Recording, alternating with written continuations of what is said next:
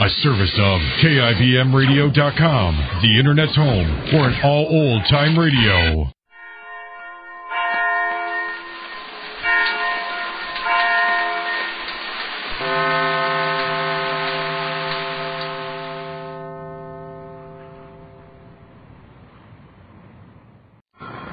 It's Duffy's Tavern, the Friday night transcribed feature on NBC's All-Star Festival of Comedy, Music, Mystery, and Drama. Brought to you by RCA Victor, world leader in radio, first in recorded music, first in television, and by the makers of Anacin for fast relief from pain of headache, neuritis, neuralgia. And now, here we go, friends, to Duffy's Tavern, starring Archie himself, Ed Gardner. Hello, Duffy's Tavern, where the elite meet to eat. Archie the manager speaking. Duffy ain't here. Oh, hello, Duffy. I'm just going over the mail here. We got a registered letter from the Department of Sanitation. Yeah, it's about our garbage. They claim it's giving their pigs ulcers. Yeah, what a nerve they got, implying that their pigs is better than our customers. Well, I know they are, but I don't like to hear it from strangers. Also, we're in touch with the health inspector. Well, yesterday he put a rat trap in the kitchen, and when he comes back today, the rat has eaten the trap. And he's sitting there with a hungry look in his eye, waiting for the inspector. Well, it hasn't all been good news today, though, Duffy. The sad news is that Peaches Latour, the striptease, gave me back my engagement ring. Well, it'll save her a lot of embarrassment, of course. Now she won't have the finance company hollering, take it off.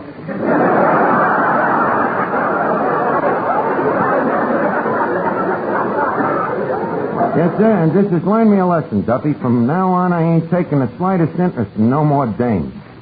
No, sir, I'm through with women forever. You heard me, forever. Miss Duffy. Yeah, Archie. Hand me that copy of Esquire.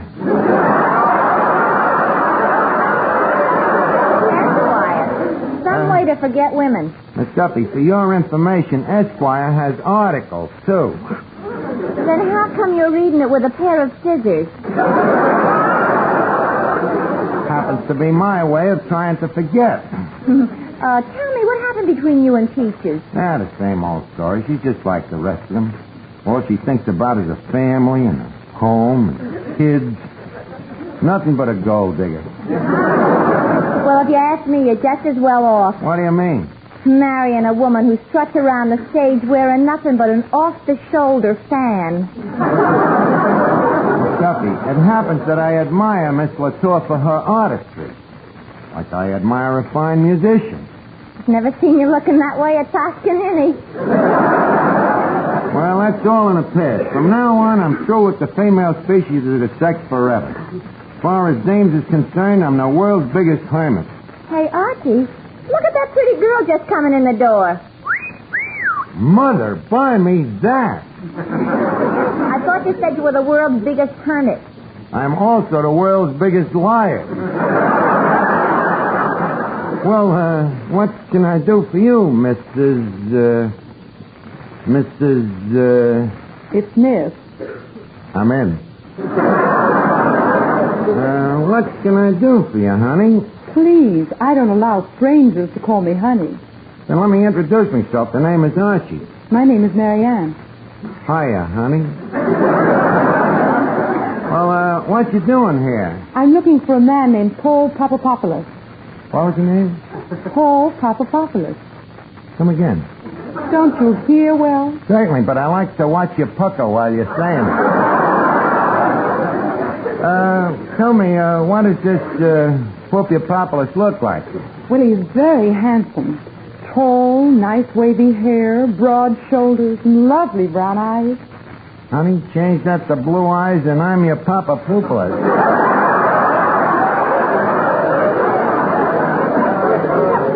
Please, we're wasting time. We're wasting time? Okay, in that case, leave us get married. Well, what do you say? My answer is definitely in the negative. Darling. Oh, I give up. Oh, Archie, Huh? you're on the telephone. Okay, excuse me, Marianne. I'll be back in a minute. Oh, waiter. Waiter. Don't they have a waiter around here? How do you do? Say, what can I do for you, Anya? I'm hungry. What's fresh in the kitchen? What's fresh in the kitchen? The cook, she just pinched me. I think I'm wasting time here. I'd better get back to work. Pray tell me, where are you working? The draft board. The draft board? Yes. By the way, what's your name? My name? Yakub Vanyaslavnik, age 103. Sorry to have kept you waiting, Marianne. Say, boss, what was that telephone call? Oh, that was the community chest. They wanted to know how much we needed this year.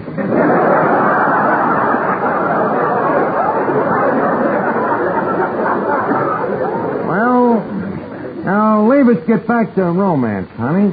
Romance? But the difference in our ages. How old are you? 20.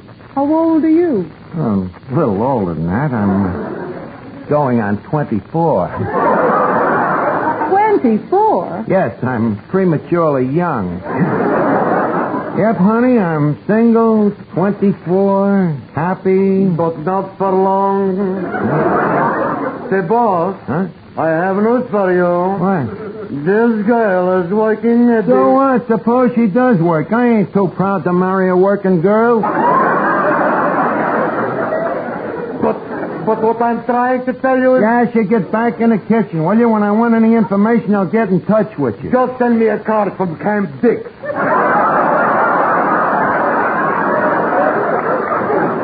What's this guy talking about? So you're 24. Yes, yeah. Do you mind if I jot your name down my notebook? Only 20, and the kid keeps a notebook. And look at all the guys' names in that book. Marianne, it's lucky I ain't the jealous type. Of course, I got to admit I got a little book, too, but it's different from yours. You're telling her. In my notebook, I only got 2 columns. Yes, column left, column right. Quiet, Jester. Yeah, Marianne, see, in one column I write down the dames I go out with that like to neck, you know. And the other column? That one is blank. You get it? Yes, I get it. And with jokes like that, it's hard to believe you're only 24. But I am. Besides, you look so much older. Those wrinkles. Oh, damn. Well, you see, I was born on a farm, and I got squeezed when I was an infant. I had to share my incubator with 2 fat hens. Besides, youth is only skin deep, you know. You mean beauty. Honey, you flatter me. Well, Archie, I have to be getting back to the office. Well, okay, if you have to go, but I hope I'll be hearing from you very soon. On that, you can count. As you stop butting in, will you? Now get back to the kitchen. Well, Marianne, as me frat brothers would say, it's been ginger peachy meeting you. Well, goodbye now. Goodbye. 23 skidoo. Don't be smart, Miss Duffy. You, 24. What's so funny? It's been your favorite age for years. Well, how come you picked 24? Well, I don't know. 20 seemed a little too young, and 40 seemed a little too old, so I split the difference. Well, that would make 30. Miss Duffy, when a guy's in love, do you think he's got time for Albridges? Now, thank you to stop throwing clinkers into the furnace of me passion. You just don't know what it is. When little Dan Cupid sneaks up on you with his bow and arrow, and he softly whispers, Hello, Art. Hello, me old friend Dan Cupid. Oh, funny, and you should have seen one was just making love to me. The prettiest little... Hey, what's that dirt doing all over your face? I've been watching some guys dig a grave. Oh. Well, this classy little 20-year-old struts in here. Wait a minute. If they were digging a grave, how come there's dirt on your face? I just got out in time. Well, anyway, her name turns out to be Marianne, and before you know it, a grave. Who was they burying? Me Uncle Louie. Your Uncle Louie, I didn't even know he was dead. He ain't. Well, then what did they bury him for? A skunk got him. In the case of a skunk, you don't bury the guy, you bury the clothes. Art, you forget. Uncle Louie's a nudist.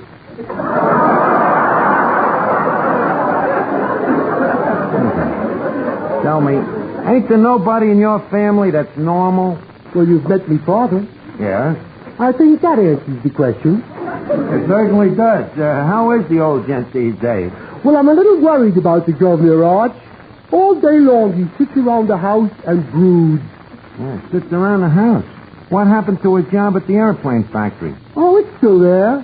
It's just that Dad hasn't got it anymore.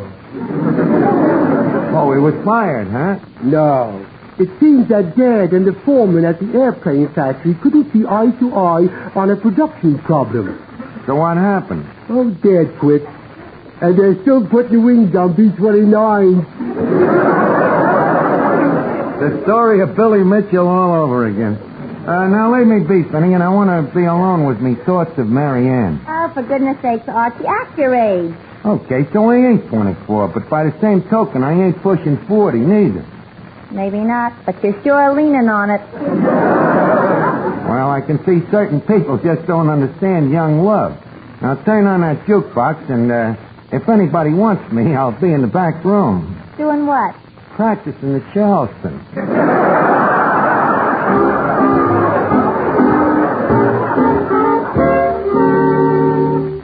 Here's a word from RCA Victor. For you people who are buying television now, that word is combination. Yes, an RCA Victor combination, which brings you AM and FM radio, recorded music in all 3 speeds, and famous RCA Victor million-proof television.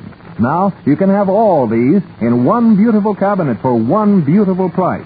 Ask your RCA Victor dealer to introduce you to the kingly RCA Victor combination, the Rutland. With its doors closed, the Rutland looks like a furniture masterpiece straight out of the 18th century. With its doors open, it's like an electronic masterpiece straight out of the 21st century.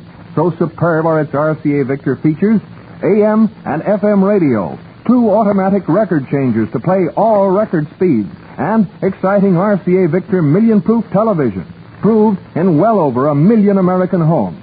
Yet, all these great instruments combined actually cost you much less than comparable console instruments would cost separately. Yes, with an RCA Victor Rutland, wonders never cease, but go on pouring out show after show, record after record. Not just for one person, but for the whole family.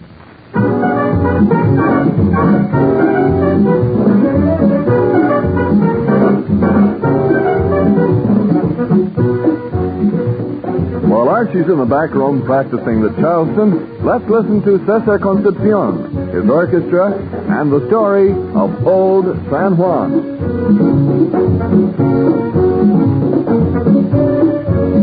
Que sigan con nosotros, guaracha, bebop, que yo me quedo aquí, con mi plena en San Juan, que vuelen para allí, que vuelen para allá, que yo me quedo aquí, con mi plena en San Juan, me quedo con la plena, por tanto lo demás.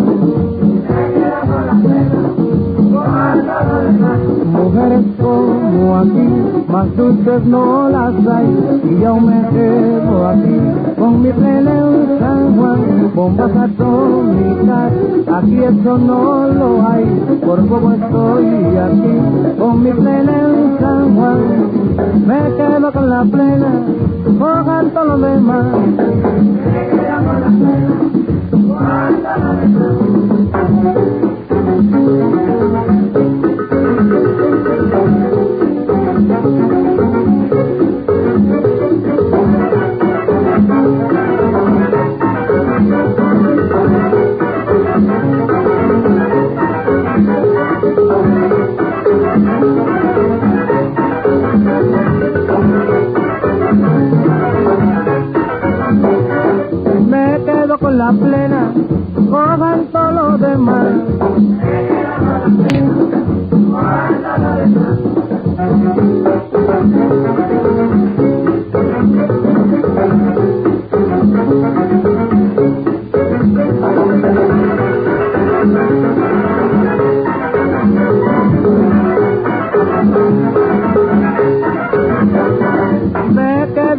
la plena, cojan todo lo demás. Ay, pero cojan todo lo demás, cojan todo lo demás.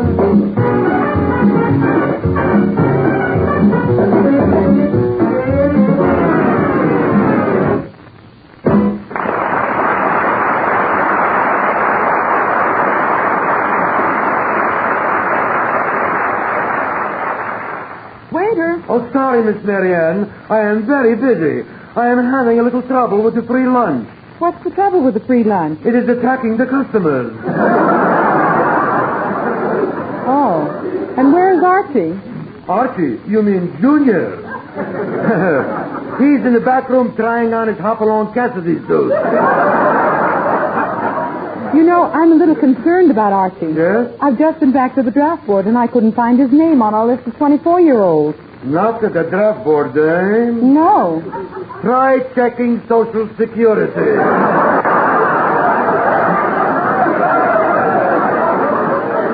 Well, Marianne.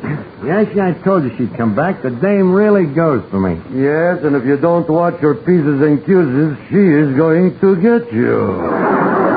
Archie, I'd like to ask you a few questions. Okay, Marianne, I got nothing to hide. Now, you say you're 24 years old. Yep. I see. And where were you born? Right here in the good old USA. Which at that time was known as the 13 Colonies.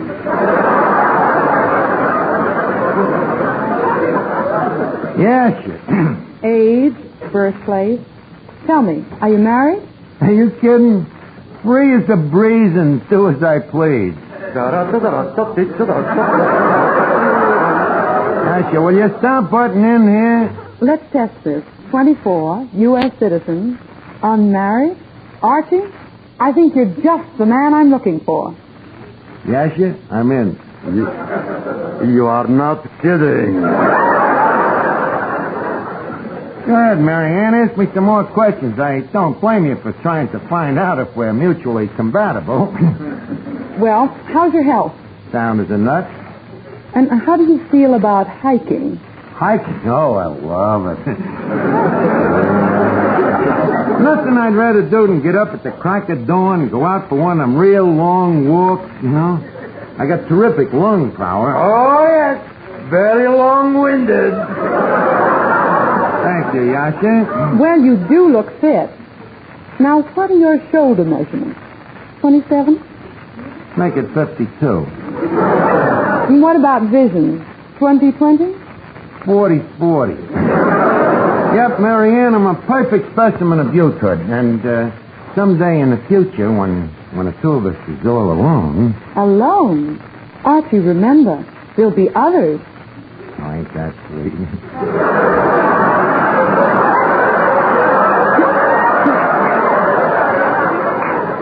Already, she's talking about the little ones.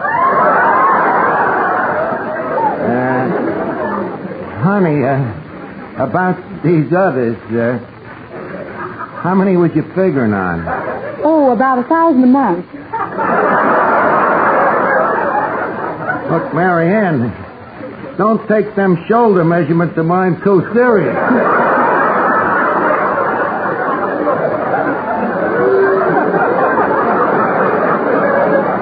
Well, got any more questions? No. I have all the information I need. Goodbye, Archie. Wait a minute. Can I expect to hear from you real soon? Oh, yes.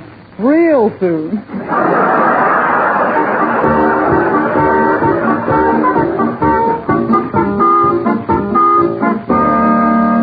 Say, Archie, this letter just came for you. Yeah, let's see it.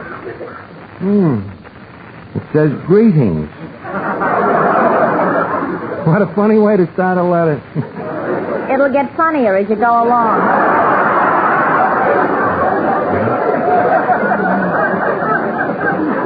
Let's see here. You have been selected by a committee of your neighbors. Holy cat, a draft notice. This Duffy, the Army must have got the wrong man. If they got you, they have. But where did they get me name? How about Mary Ann? What? My little dove, a stool pigeon? That innocent little cherub with them long curls and cute little dimples? Yes, but take away those curls and dimples, and what have you got left? What? General Hershey himself. Archie, I have been trying to tell you Mary Ann works at the draft board. The draft board? That traitress in civilian clothing. That Matza Harris.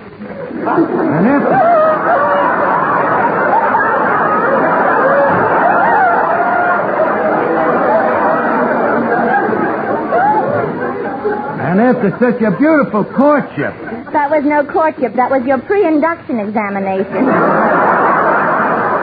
They can't do this to me. What does the Army want with an old duffer like me? But you just said you were 24. I know, but a letter like this ages a guy. I ain't going to take this laying down. I'm going to get a character witness to swear that I'm a liar. Wait a minute.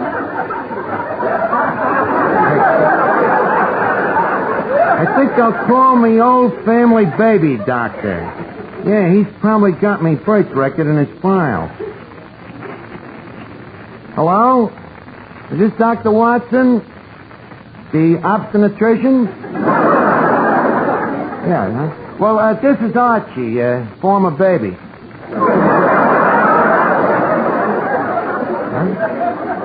Well, you remember me, doctor?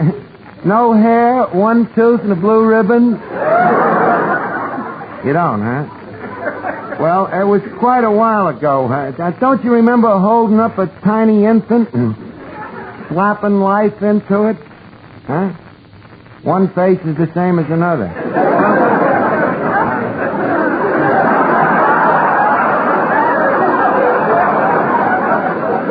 Okay, forget about it. That quack. Hey, Arch, I was just thinking about you being born. What about it? Maybe you wasn't. What do you mean, maybe I was never born? Maybe you was adopted. Then again, even if I was adopted, I'd still have to have a father and mother to be born. Well, you're more familiar with the technicalities than I am. Then again, this is no time for idiocity. Oh, stop worrying. Maybe somebody's just playing a joke on you. Right, Yasha? Could be. But this is the first time I ever heard of the Army having a joke file. Well, they got me with me pins down, so there's only one honorable thing to do. What's that? Tear up the draft notice. That's showing them, Art. Let's see the Army get around that one.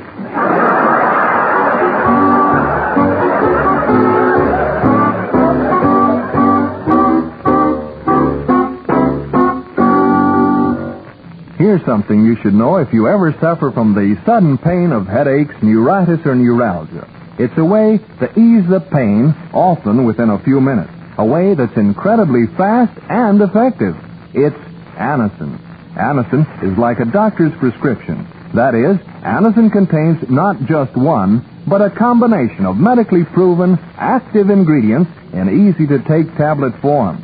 Thousands of people were first introduced to Anacin through their own physicians or dentists.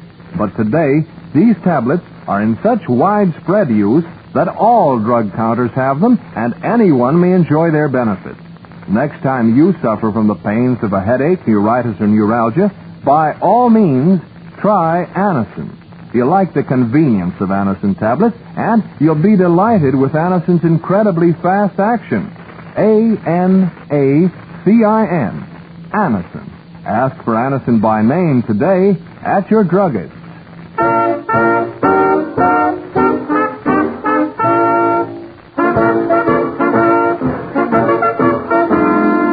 Oh, Archie. Yes, Miss Duffy? Another draft notice came for you. Tear it up. Archie, another draft notice. Burn it. Archie, here's another draft notice. Throw it out the window. I can't. Why? There's a recruiting sergeant on the other end. That's right. I'm from the draft board. I'm looking for a man named Archie. He's over there. Where? Under that table. Oh, hey, you. Why didn't you report to the draft board? What's that, son? You'll have to speak up a little. I'm holding deep in the ears. Didn't you get a notice to join the Army? What? Join up again? Son, I served me country back in 62. The Civil War? Yes, sirree, by cracky. Seems like only yesterday I was in there fighting for the blue and the gray. The blue and the gray, they were fighting each other. No wonder I was getting shot at from both sides.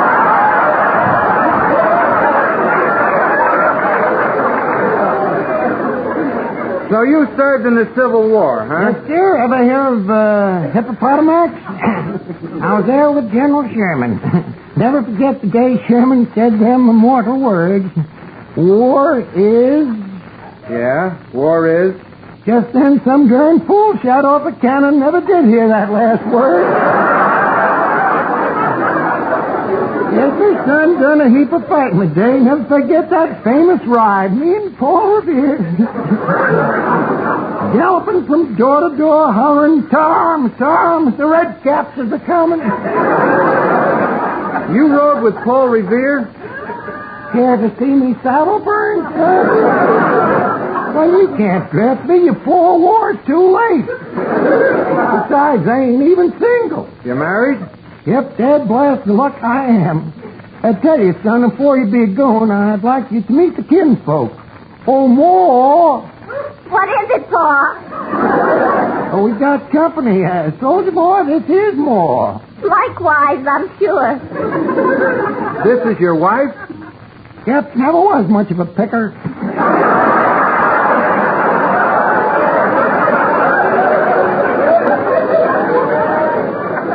How do you do, ma'am? Say, soldier boy. Yes? You know, you're cute enough to be in the Navy. Oh, remember your age. Say, yours. Well, if it ain't me little son. Who? Oh, I get it. Hello, Pop. Howdy, son. Well, what? ain't you gonna kiss me?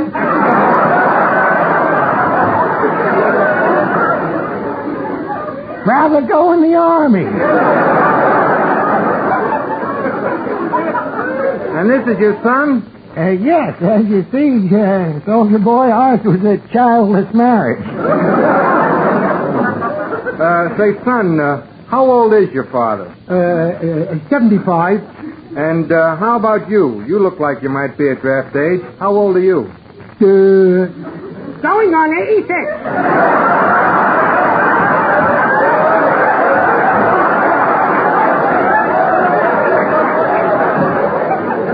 What? Your father's 75 and you're 86. How is this possible? Well, who are we to question Mother Nature? See, Sergeant, I'm too old a fuddy-duddy to go in the Army. Well, Sergeant, I see you found him. Marianne, what is this? Archie, I knew you were lying about your age, and I wanted to teach you a lesson. Oh. Well, that learned me lesson. Now, let me learn you one, honey. How about a date tonight? Sorry, Archie. I'm going out with the sergeant here. Well, how about tomorrow night? I'm going out with a corporal. How about next night? A private. Honey, where's your patriotism? Patriotism? Ain't you got no time at all for a Civil War veteran?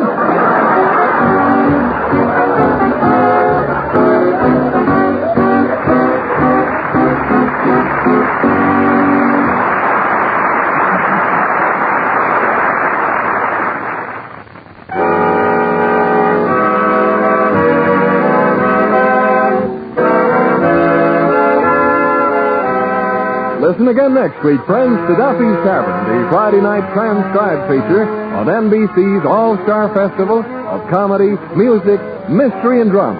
Brought to you by RCA Victor, world leader in radio, first in recorded music, first in television, and by the makers of Anacin for fast relief from pain of headache, neuritis, neuralgia. Listen tomorrow evening for The Man Called X, starring Herbert Marshall, the Saturday night feature of the All-Star Festival.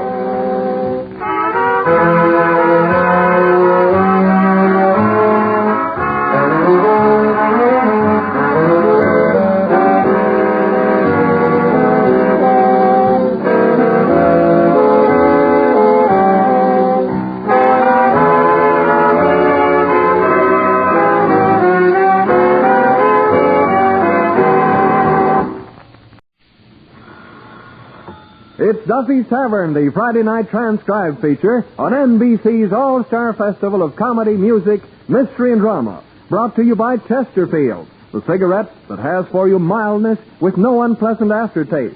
The cigarette that brings you Bing Crosby and Bob Hope. By the makers of Anacin for fast relief from pain of headaches, neuritis, neuralgia. And by RCA Victor, world leader in radio, first in recorded music, first in television. And now here we go, friends, to Duffy's Tavern with our guest, Shelley Winters, and starring Archie himself, Ed Gardner.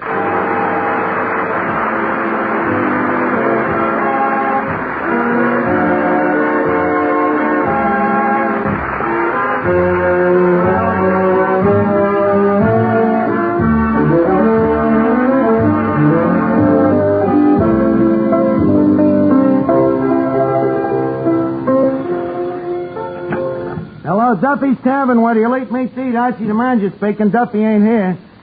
Oh, hello, Duffy. You sound mad. What's wrong? When you answered the doorbell this morning, you was wearing Mrs. Duffy's bathrobe. Well, what's wrong with that? The milkman kissed you, huh? Well, what happened? Did you slug the guy? Oh, if he's been kissing Mrs. Duffy, he's had punishment enough. You still mad? You think you'll come down here to cool off? Duffy, tonight the tavern ain't no place to cool off. Shelley Winters is coming down. Yeah, Winters is the name, Duffy, but it really should be Summers, you know. The way she raises a guy's temperature. What she look like? Well, you know, I told you about the temperature, and... with the sweat pouring down into your eyes, you can't get a good look. She's a very versatile dame, Duffy, you know. She acts on a stage, she's in the movies, and sings in musical comedies, and she's packed to the hilt with talent. And, brother, what a hilt. Also, a sensational pair of gams. Yes, sir, with them legs, she's made more successful crossings than Pan American Airways. Well, look, I got work to do, Duffy. I'll call you back. Oh, Yasha! Yasha! Where is that Yasha Penya Slavnik? How do you do? Tell me, Yasha, did any letters or mail come in today? Like an avalanche. Oh. Well, let me see the mail. Hey, these personal letters of mine. They've been opened. I can read them closed.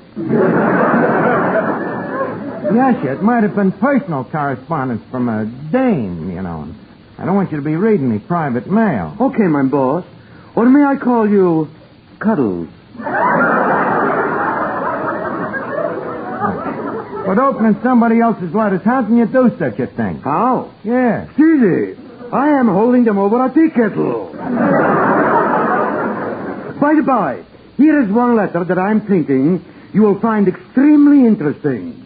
What, Billy Doo from a female admirer? No, Billy Doo overdue from the gas company.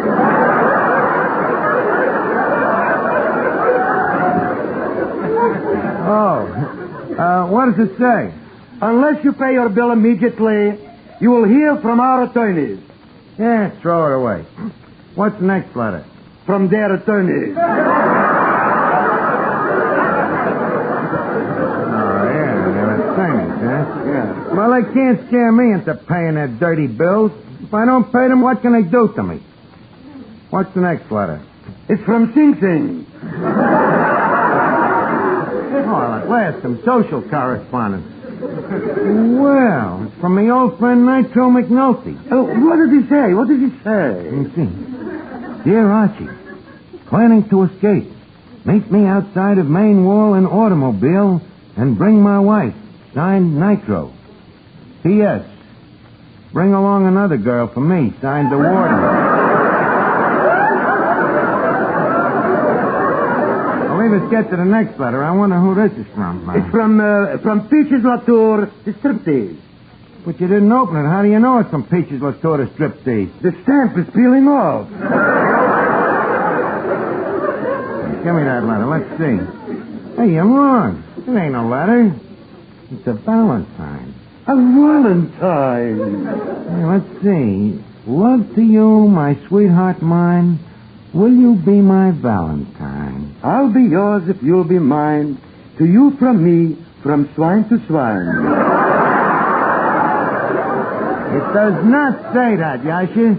I'm afraid you're just jealous. Me jealous. Me jealous. I am also having a girl writing me letters. Writing you letters? Yes. Every day she is wanting to see me. She's calling me on the telephone. She is writing me letters, always wanting to see me. Fortunately, I put a stop to it. How? I let her see me.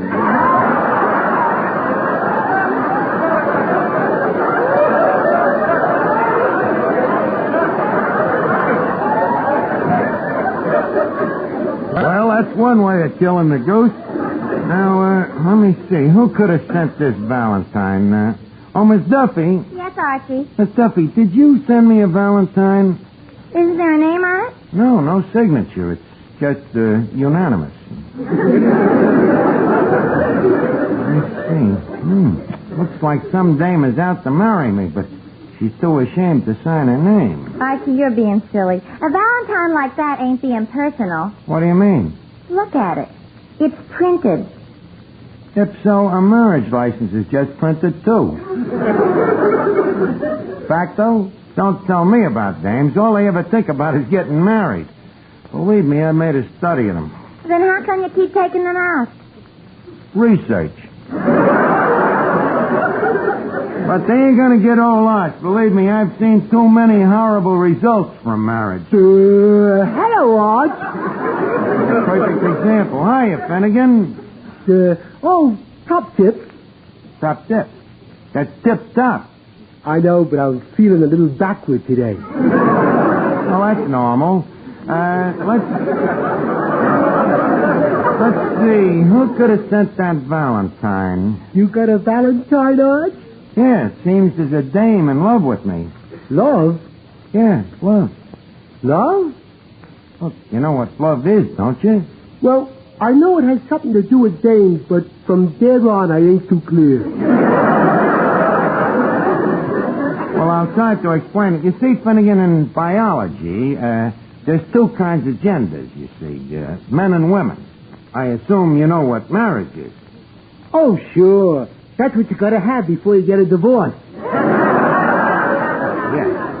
Well, that's one school of thought, but to put it more succinctly, marriage is, it's sort of a friendship that gets loused up.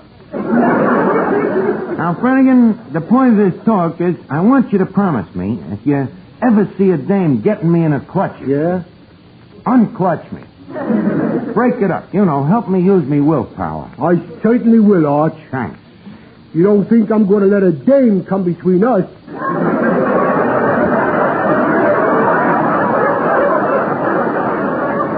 Finnegan, old man, how does it feel to be an idiot? Well, not too bad, Arch. The trouble is the hours are so long. Leave us with this nonsense talk now. Now, who could have sent this valentine? Maybe I better forget about it. Shelley Winters will be coming down here any minute. Shelley Winters. Humph. And what's the hump? Well, not that I want to take anything away from Shelley Winters. Go ahead, take it away. You need it more than she does.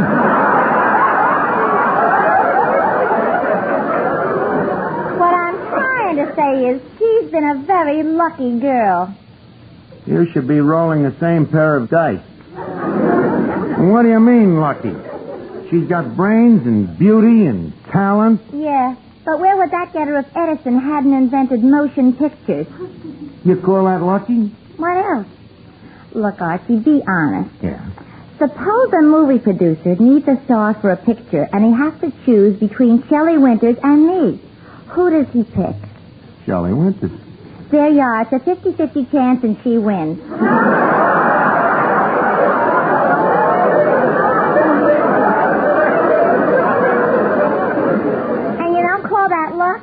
Believe me, one screen test and I'd have Ray Milland and Clark Gable chasing me, too. with a baseball bat. You'd have Ray Milland and Clark Gable chasing you. They wouldn't touch you with a 10-foot Louisville Slugger. And if you think you're so hot, why don't you try to get into the movies?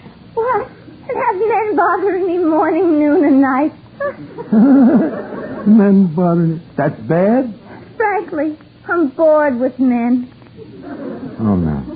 This from a dame that sits in the front row at circuses waiting for a human cannonball to overshoot the mark.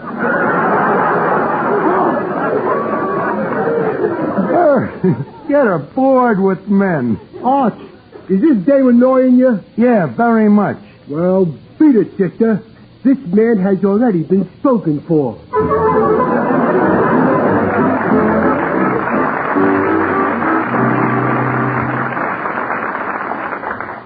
Say, Arch. Yeah?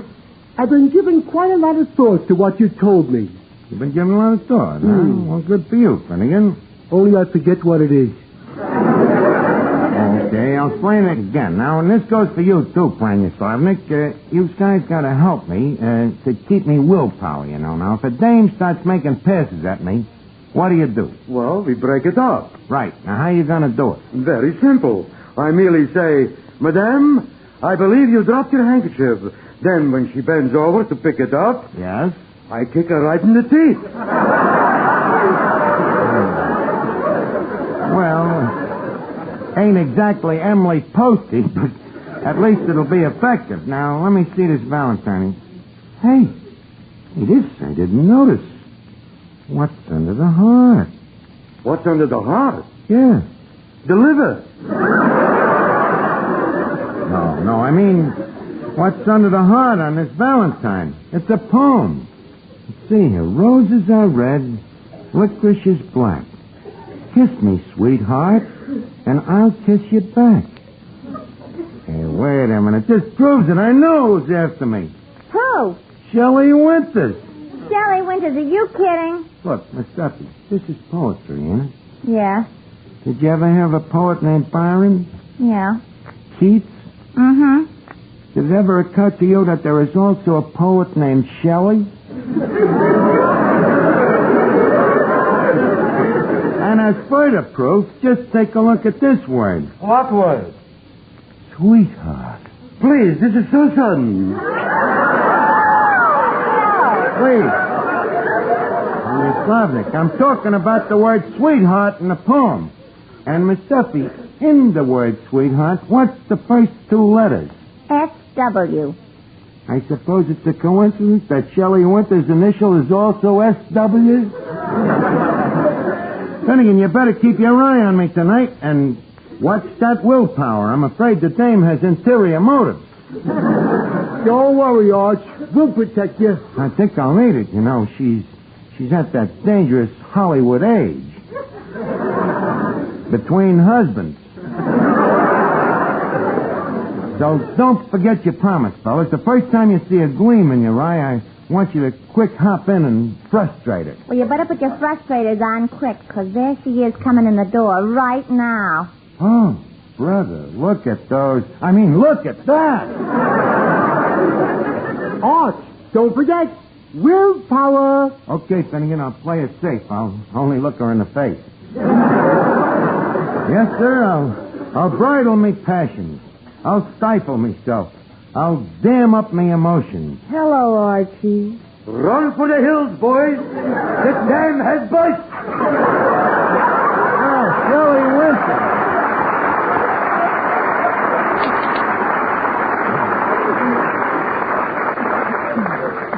Well, Archie, this is the first time I've ever... Just a second, Miss Winters. I happen to know how you feel, but I'm sorry.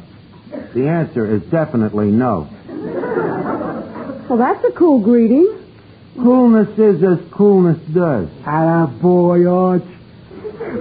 Archie, aren't you even going to shake hands? Oh, I'll shake hands, okay, but just a quick one. All right, then I'll take off my gloves. What's that? I'll take off my gloves. Oh, no, you don't, sister. Thanks, you Finnegan. Say, what's going on here? Look, Miss Winters, I want you to know that you mean nothing to me. What? You heard me, them soft blue eyes, the They mean nothing. That beautiful blonde hair and them lips and gorgeous figure and them terrific legs. They do nothing to me, see? Hey, boss, What? here. What? Your eyes, they just popped out of their sockets.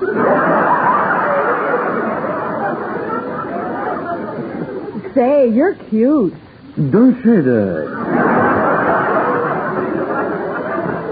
But you are. I know, but don't say that. All right, I won't say it. You won't say why. You're cute. Please say it again.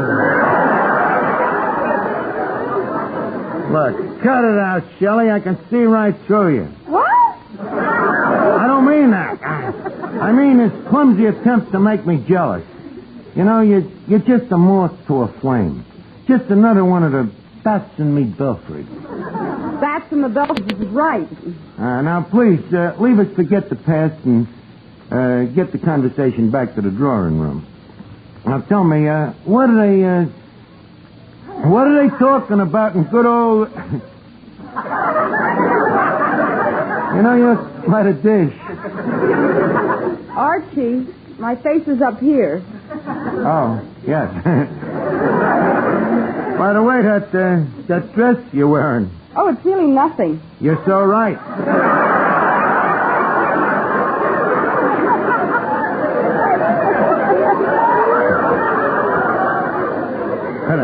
Must say to you, though, Miss Winters, that with a figure like yours, you don't need clothes.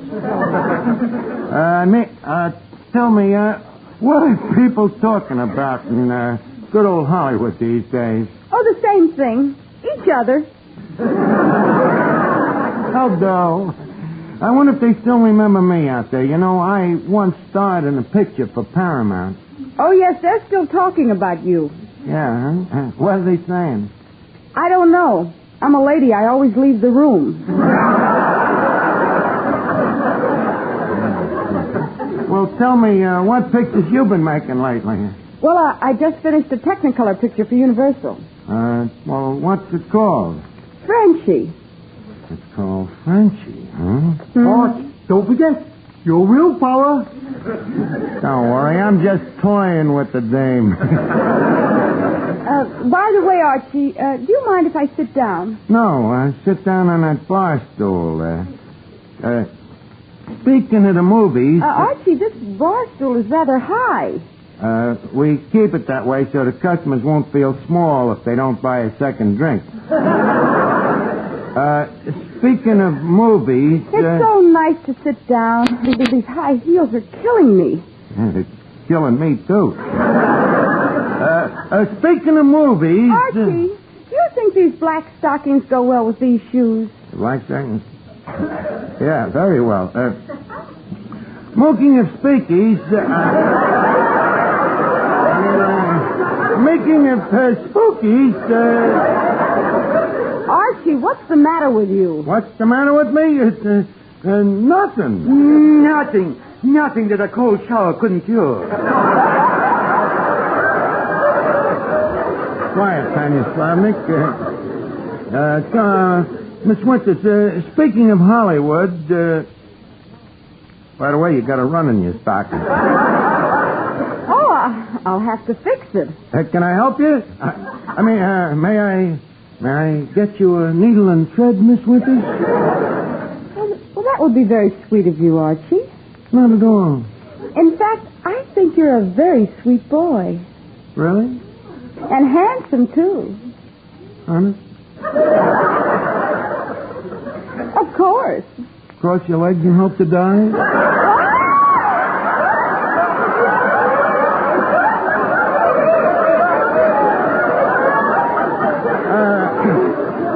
Cross your legs and hope to die. It's the name of a new book.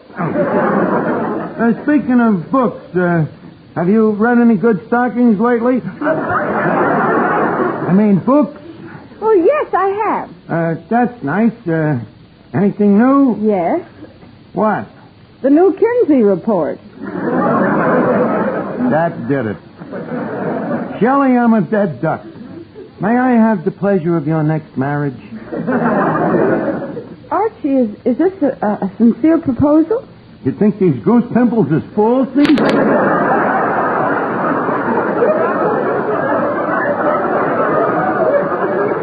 course it's a proposal, so what do you say? Well, I'll have to think it over. Well, why? You just told me I was sweet. Yes? And handsome. I'm sorry, Archie, but the man I marry must have a lot of money. Well, it was nice while it lasted.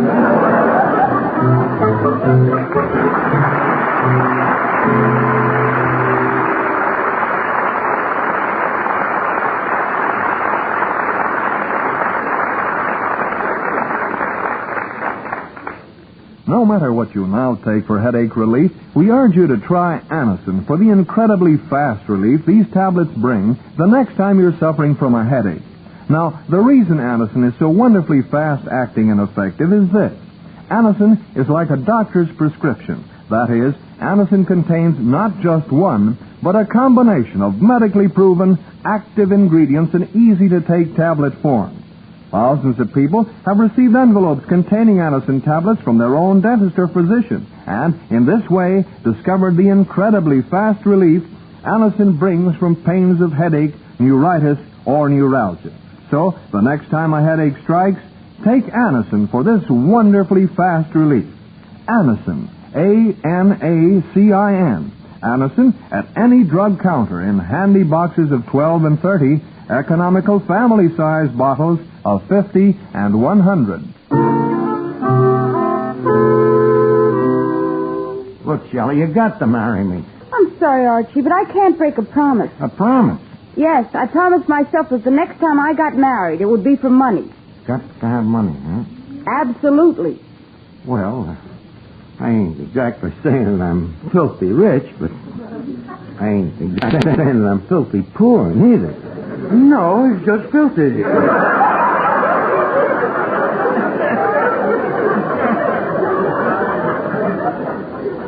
Thank you. You see, Shelley, if I wasn't rich, you'd think this peasant would insult me? But if you have so much money, why do you work in a place like this? Look, Shelley, this tavern is just a hobby with me. You think if I worked here, I could afford to own a Rolls Royce with a mink tail and a radiator cap? Which reminds me, Yasha, take the Rolls Royce down to one of my oil wells and fill it up with diesels. I'm beginning to be impressed. You ain't heard nothing yet. Oh, excuse me, the phone. Probably me wealthy stockbroker. Hello? Oh, hello, Whitcomb. Duffy, it's tonight. Tell me, Whitcomb, how are all me stocks and bonds on Wall Street? Uh-huh. And what about Consolidated Amalgamated Inc.? Huh? They've incorporated? Yeah, they've done it again. Buy 1 million more shares. And this time, not just some little common ones. Get me the big ones, the preferred. Very good, Whitcomb. And by the way, what happened to maternity ward?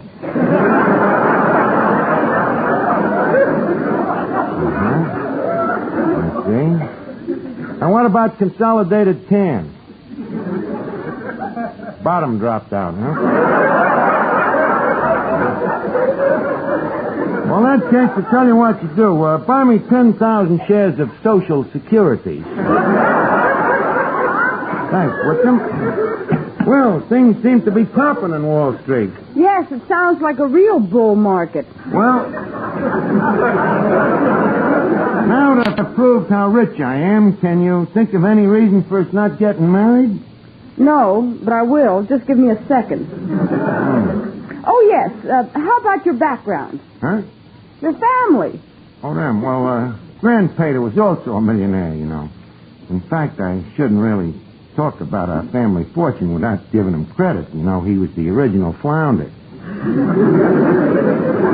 Started as a poor boy, too. He Mayflowered it over here with Grandmama, and they was lucky enough to pick up Pennsylvania at the right price. So I grew up on the estate and went to college.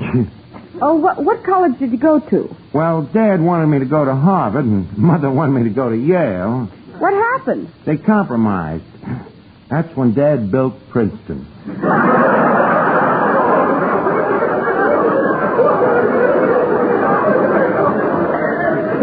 So, you see, Shelley, I have both money and background. So what do you say we take me 2 yachts and start on a little honeymoon? 2 yachts? Yeah, marked his and hers. Now, leave us quit wasting time. Yeah, Chef Duffy calls, telling me and Shelley is on our way down to a little church around the corner, huh? Little church around the... Oh, no, you don't, sister. Finnegan, please, stay away from this. But, Arch, what about your willpower? I know, but this time I'm really in love. In love, he says.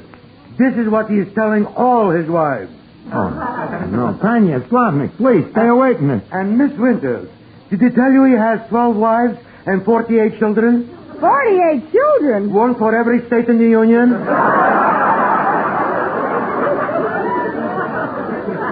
Oh, this is terrible. And where are the wives? Standing by for Alaska and Hawaii.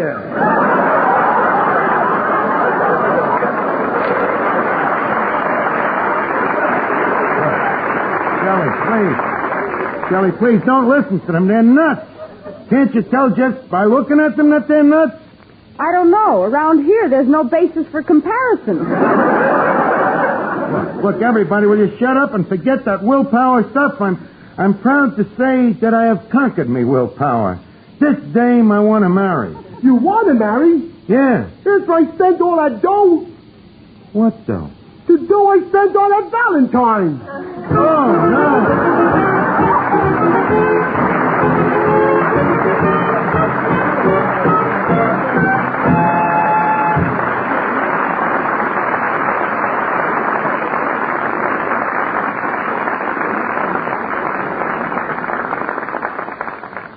Here's a word from RCA Victor. It's a great life this week for television enthusiasts. Yes, the current issue of Life magazine, dated February 12th, contains a really thrilling double-page advertisement showing RCA Victor's complete new 1951 series of million-proof television, America's favorite television, owned most, proved most, and now more wonderful than ever. Your whole family will pore over and purr over the detailed pictures and descriptions of 14 new RCA Victor models, each more glamorous than the last.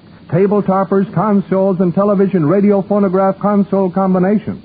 Cabinets ranging from an exquisite 18th century lowboy to a stunning modern swiveler. 14, 17, and 19-inch screens with such beautiful pictures, well, you'll simply have to see them to believe them. So run, don't walk, to the nearest RCA Victor dealers and meet all the glamorous new million-proof models in real life. Here's hoping you can take home your favorite set soon and start having the time of your life, enjoying the life of your time with matchless RCA Victor television.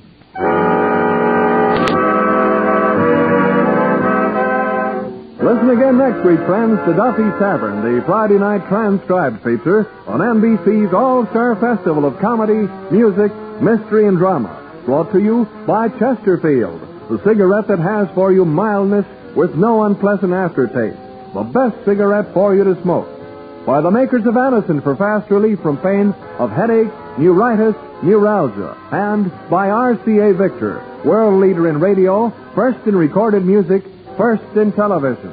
Listen tomorrow evening for The Man Called X, starring Herbert Marshall, the Saturday night feature of the All-Star Festival.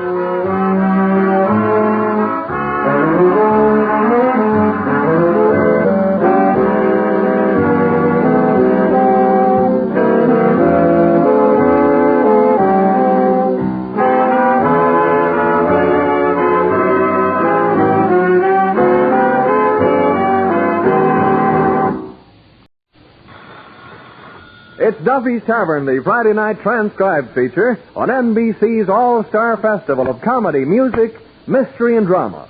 Brought to you by the makers of Anacin for fast relief from pain of headache, neuritis, neuralgia. By RCA Victor, world leader in radio, first in recorded music, first in television. And by Chesterfield, the cigarette that has for you mildness with no unpleasant aftertaste. The cigarette that brings you Bing Crosby and Bob Hope. And now, here we go, friends, to Duffy's Tavern, starring Archie himself, Ed Gardner. Hello, Duffy's Tavern, where you'll eat meat to eat. Archie, the manager, speaking. Duffy ain't here. Oh, hello, Duffy. Hey, guess what I did last night? No, go ahead and guess. No.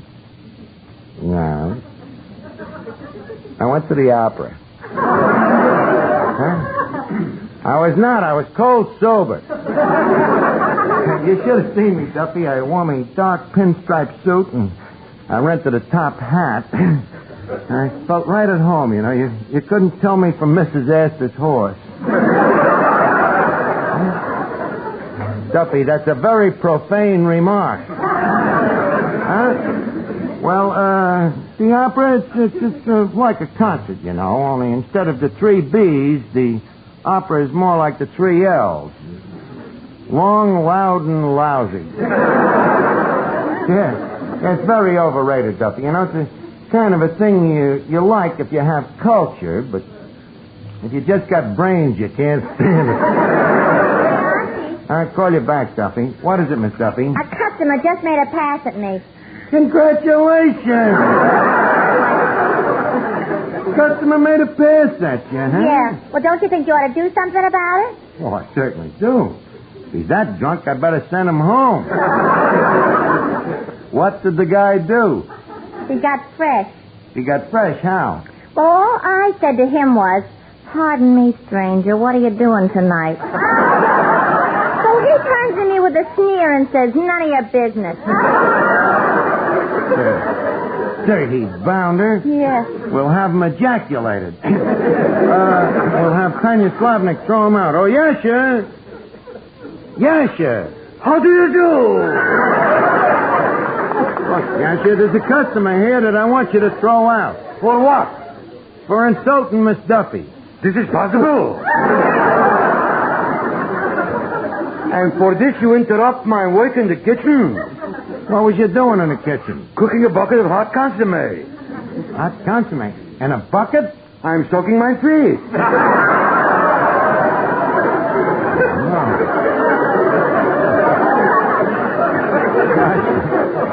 Gosh, please, that's very unsanitary. So what? So I lose a few toes. I didn't mean it that way. In the future, please use the dishwater. Before or after washing the dishes? After. My dear boss, speaking of dishwater... Yes? How did you like the opera last night? Well, frankly, I don't think it'll ever replace the old-fashioned earache. My boy, you are not a true music lover. You mean you like the opera? To be sure. I am going every night in the week. Every night in the week? Most of course. On Monday I start out with Il Trovatore, and next Aida, then Carmen, then Faust, then Kelly. Kelly? On Friday nights I'm shooting pool.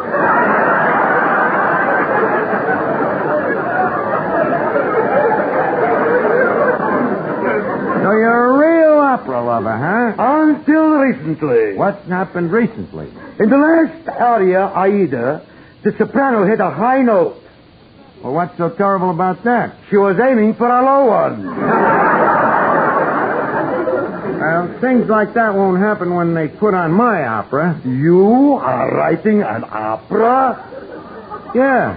This is like Truman writing a friendly letter.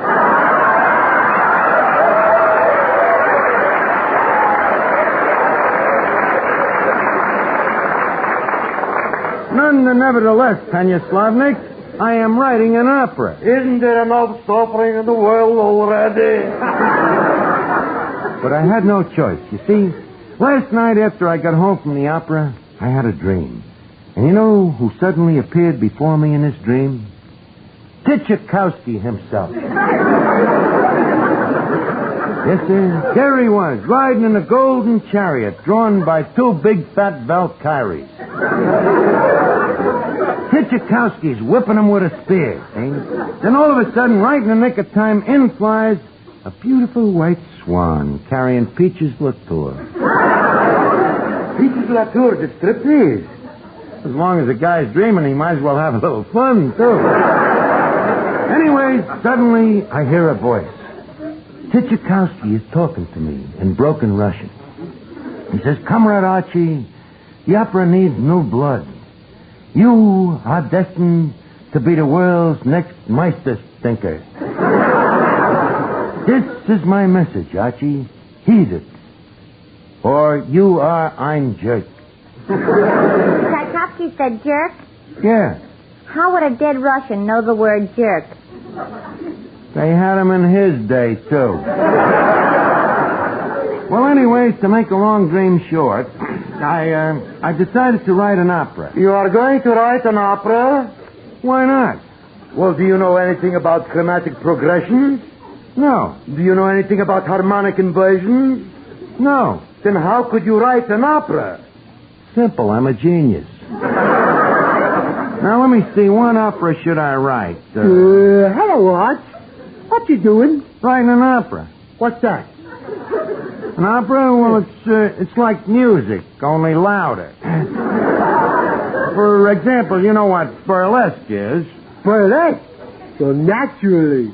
Well, you throw out the chorus girls and throw out the laughs and throw out the entertainment. Yeah? What's left is the opera. Arch. Yeah? Where are they showing the part they throw out?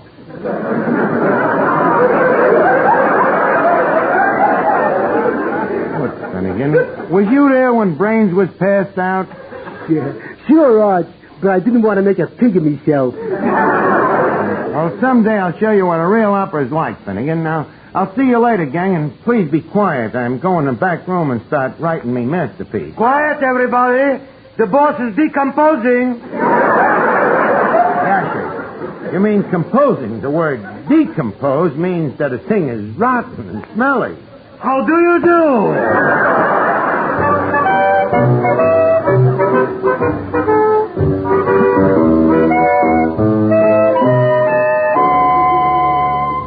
If you suffer from pains of headache, neuritis, or neuralgia, you should discover what many thousands have known for years, that Anacin brings incredibly fast, effective relief.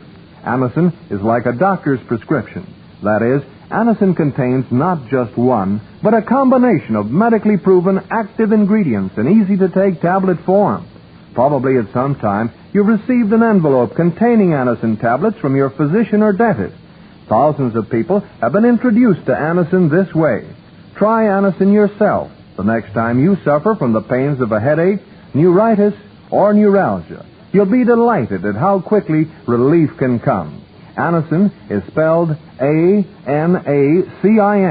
Your druggist has Anacin in handy boxes of 12 and 30 tablets and economical family-sized bottles of 50 and 100 for your medicine cabinet.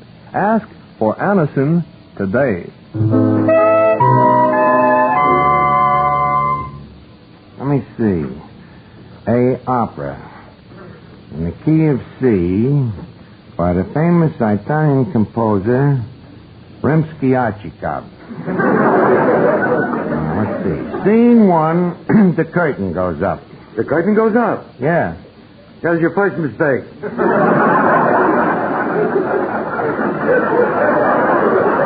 Quiet, Josh. I'm composing. As the curtain goes up, Toscanini slowly walks over to the podium. The podium speaks. The podium speaks? You expect it to sing? In this opera, the singing don't start till the second act. Now, let me see. Act 2. A very short first act. Well, I told you this opera is streamlined. It makes it more commercial. Commercial? Yeah, this way we sell more popcorn. Archie, what do you call this opera? I'm glad you reminded me. I ain't got a title yet now. Let me see. I need something that's classy and at the same time has a broad appeal. Why don't you call it Earl Flynn? Please, Miss Duffy, with me this is serious business. With me, you think it's a joke? Quiet, please. I'm trying to create. Say, Bossy, I got a good name for your opera. What? The Barber of Seville. Barber of Seville? Yeah, sure. That's already been wrote. A city the size of Seville, there's only one barber. There's only one barber? Hey, Maybe you got something. It's the tale of two cities. We'll call it the Two Barbers of Seville. Now, let me see. We'll need a libretto, some hot towels, a little plasma. Then, for the heroine, we'll bring in a manicurist with a couple of big areas. Now, let me see. What else? Boot black to shine shoes. Well, Archie, you dear boy. Well, Mrs. Piddleton, this is a surprise. How did you happen to waddle in here today? Well, Archie, I just dropped in to find out how you liked the opera last night. How did you know I went to the opera? It was I who sent you the ticket. You? Yes. Well, one good turn deserves another. Yes, you slipped this tomato a Mickey. Archie, don't be angry. It's just that I take a great interest in you, and I don't like to be seeing you at the burlesque. Well, stay away from the burlesque and you won't be seeing me. However, Mrs. Piddleton, it finally turned out that your ill wind blew some good. You see, after seeing that turkey last night, I decided to write an opera of my own. So, look, why don't you bring down some of them dames from your literary society tonight and you can listen to it. Oh, but we're planning to go to the Metropolitan.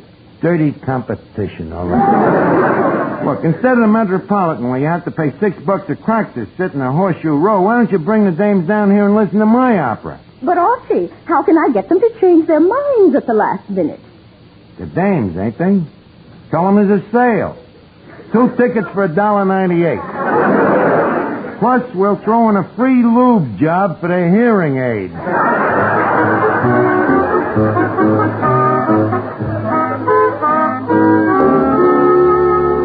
Well, yes, Mrs. Piddleton and the ladies are coming down tonight. I got to get my opera ready. Now, let's see. Who can I put in the cast? Well, how about my pupil, Miss Duffy? That half-mast Flagstad? Please. Miss Duffy has a very rare type voice. What type is that? She is what is known musically as a waterproof soprano.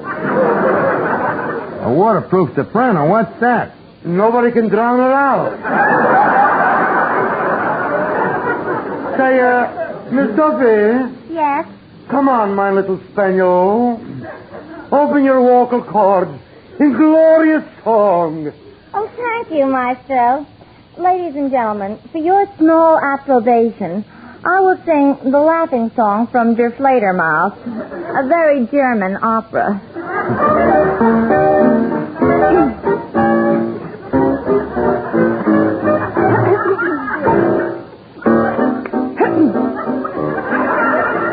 Meine Herr Marquis, eine Mann wie Sie, soll besser das verstehen. John about Sie, ja genauer Sie, die Leute hat zu sehen. Die heißt ist der Fager super. Die Süßen so billig und klein. Die Tore, die Tore, die Perle, die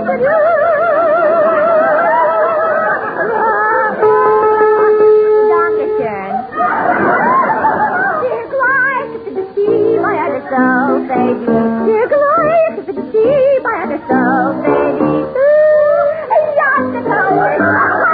If you like it, something like it. Let it walk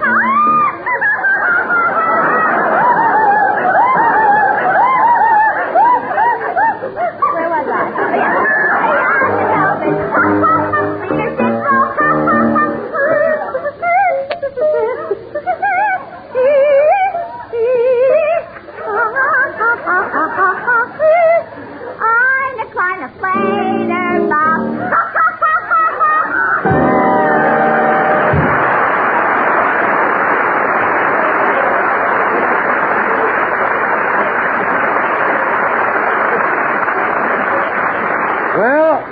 Well, Archie, what do you say to that?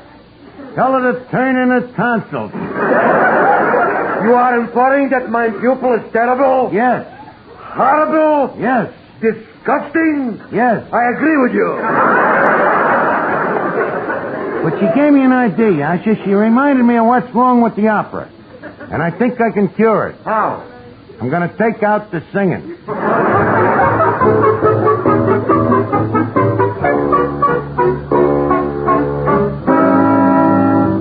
Here's a word from RCA Victor. Well, here it is right in the middle of winter. There's nothing more fun these winter nights than curling up in front of a good warm television set and let the laughs, chuckles, and downright merriment of television entertainment warm the cockles of your heart. And if there's one thing that's more fun than just plain television, it's television on a new RCA Victor set. You probably know that RCA Victor television is America's favorite. That it's called Million Proof because almost 2 million families today are happily using RCA Victor television in their homes. And you'll know why when you watch the lifelike pictures on RCA Victor's new model, the Kent, now on display at your RCA Victor dealers. The Kent brings you clear, big, 17-inch pictures locked in place by RCA Victor's exclusive eyewitness picture synchronizer. Then, too, look at the value of the RCA Victor Kent. It's like having console television at table model price. You'll say that RCA Victor television is the best way to warm up your heart with television fun and keep the frost off your pocketbook.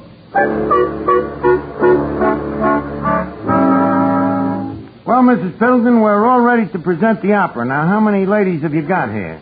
18. 18 at $1.98 a crack, huh? That's $20. Okay, fork it over. Well, our treasurer has the money, and she said she'll be a little late. She has a slight headache. Wait till she hears the opera.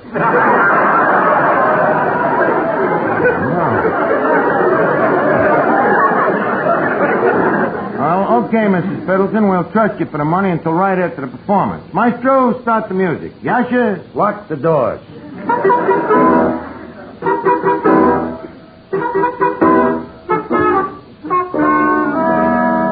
Music lovers, tonight the Third Avenue Liederkranz and Madrigal Society brings to you a new opera condensed and filched from The Barber of Seville, written by me, Archie. For them of you who do not have libidos, I would like to explain that the opera takes place in Spain, a well-known Spanish-speaking country in the Mediterranean. Now, the action takes place during the turn of the century at a time when things were so bad that the century didn't know which way to turn. That's just a joke I threw to lighten things up, you know? So now to continue, our scene is an everyday barbershop. Our cast consists of characters. Okay, Maestro, set the scene.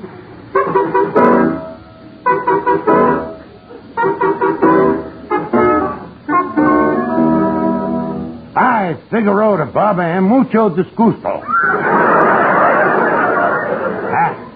Senorita daughter. What is it, Don Papa? We are in muy trouble. Today, el mortgage on el barber shop falls due. Don daughter? Oui. Why you no marry honest Don Finneganno, the rich second-hand bull dealer? I no love Don Finnegannoa. You no love him. Caramba, I no ask you to love him. I just ask you marry him. Remember, Don daughter, Don Finneganno holds el mortgage on el barber shop. Then you marry him. Caramba, how sharper than a thankless servant it is to have a toothless child. Don Tambourine, my daughter, why you no marry him? Because I love Don Panislavnik. Caramba, you love that loco apprentice barber who sweeps my floors? See, he has swept his way into my heart. Wait. Hark. Here comes Don Panislavnik now. Senor this is, and senorita sir. How are you? Don Panislavnik, usted is the sloppiest Don barber in all Seville. What's the matter, boss? Recibo, what's at the matter? This barber shop, she's filthy. Look, ears on the floor from yesterday.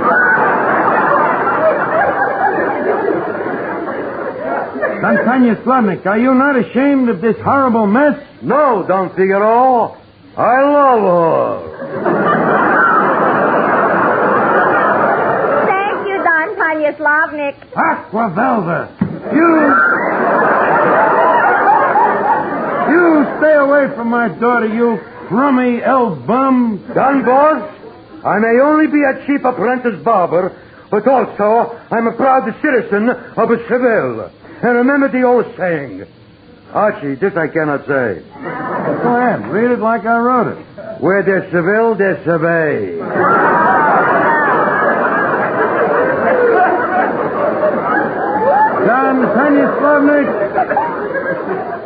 Don Stanislaevich, I leave you with Don Tambourine for un momentito. And just to say aloha. Okay? Okay. La vista, la hatsa. Don Tambourine, we are now alone. Oui, senor. How romantic it is here in the barber shop. It's wonderful being so close to you. It makes me feel very warm. Don Tambourine, you are sitting in a hot towel.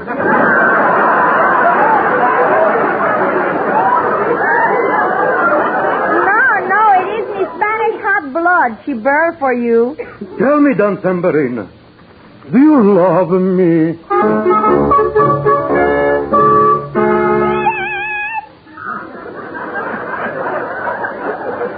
Is that all I sing? One lousy note? Don't blame me if it's lousy. Now, leave us continue the opera. Don Figaro speaks. That's me. I say, quote, Don Stanislaevich, once again I catch you making a love with my bambino. Now, pronto. Scramo, you bum, before I knock your block off. Sir, may I take this opportunity to ask for your daughter's hand? I tell you, my daughter, she married a rich bull dealer, Don Finneganno, who holds El Mortgage on El Barber Shop. She's a filthy pig. Si, but a rich one, and charming. Ah, here comes the filthy pig now. Hello. Oh, hi, Don Finneganno. Hi, Don Figaro. Well done, Tambourine, my little enchilada. Kiss me, kiddo. Back to the bull ring, you bum. My love, she is for another. What is this, Don Figaro? Your daughter. She don't marry me. I foreclose El Mortgage. Patience, Don Figano. My daughter, she is loco. Loco? Yes. Shy. Ask her again. Don Tambourine, will you marry Don me? No. Yes. No.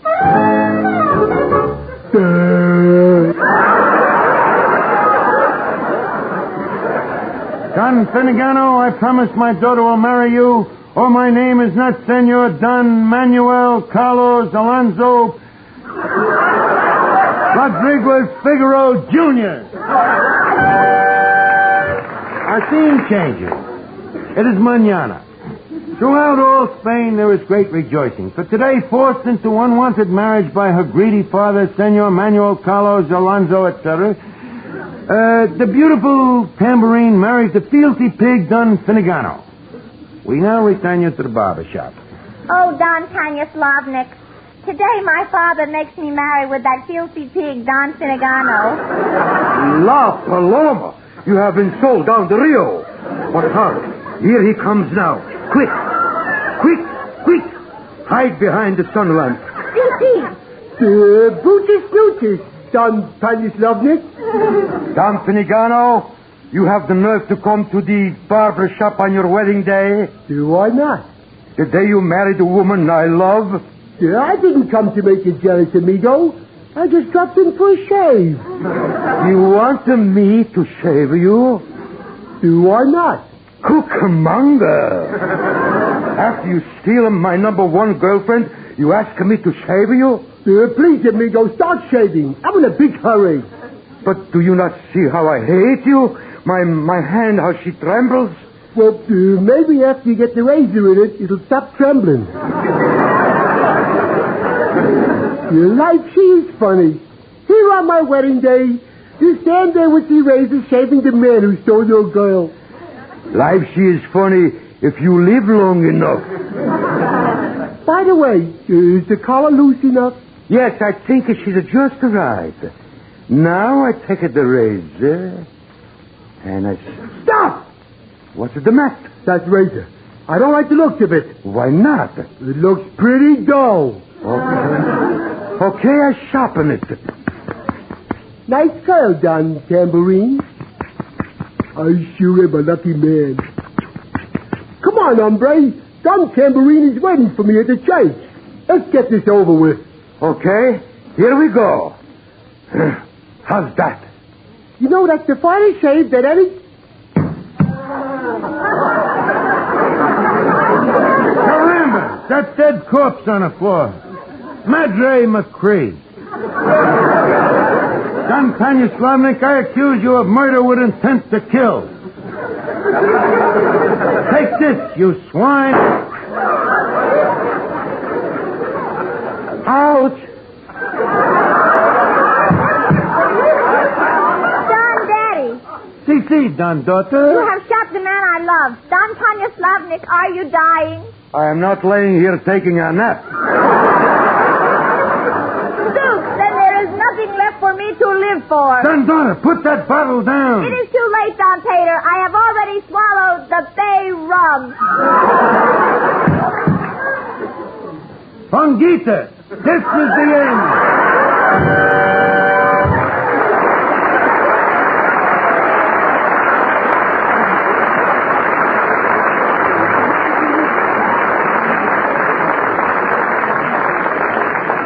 Well, Mrs. Fiddleton, I hope you and the ladies liked my opera. Now, how about the $20? Sorry, Archie. The ladies have decided to send the money to the Metropolitan. The Metropolitan Opera? No, the insurance company. With operas like that, you'll need protection. It's Duffy's Tavern, the Friday night transcribed feature on NBC's All-Star Festival of Comedy, Music, Mystery, and Drama. Brought to you by RCA Victor, world leader in radio, first in recorded music, first in television. By Chesterfield, the cigarette that has for you mildness with no unpleasant aftertaste. The cigarette that brings you Bing Crosby and Bob Hope. And by the makers of Anacin, for fast relief from pain of headache, neuritis, neuralgia. And now here we go, friends, to Duffy's Tavern with Slapsy Maxie Rosenblum, Arthur Treacher, Bert Gordon as the Mad Russian, Hazel Sherman as Miss Duffy, and starring Archie himself, Ed Gardner. Hello, Duffy's Tavern, where the elite meet to eat. Archie the manager speaking. Duffy ain't here. Oh, hello, Duffy. What's doing? Nothing much. We had a visit from the building inspector. I guess he likes to laugh as well as the next guy. And I'm afraid he might give the tavern a bad report, Duffy. Yeah, he says if the termites ever stop holding hands, the whole place will collapse.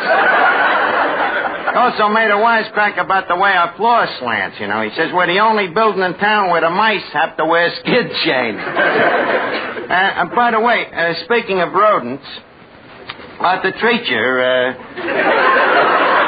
is threatening to quit his job here. Well, he's having trouble with the customers, you know. They claim he shortchanges them on account of he's British. Yeah, they say every time he serves them alphabet soup, he drops the H's.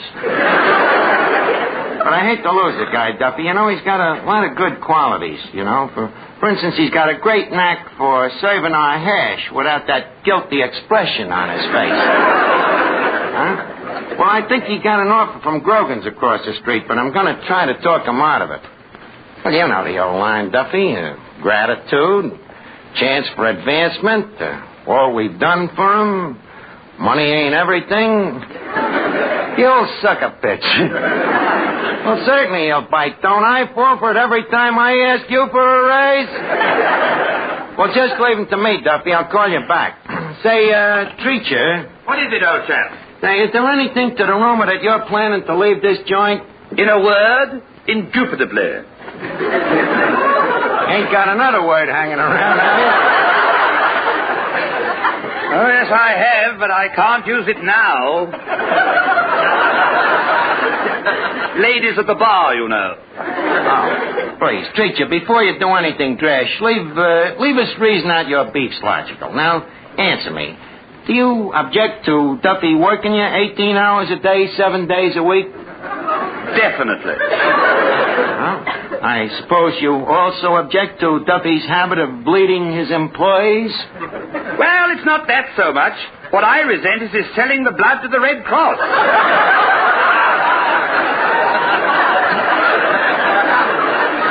And I suppose you also object to not being paid no salary?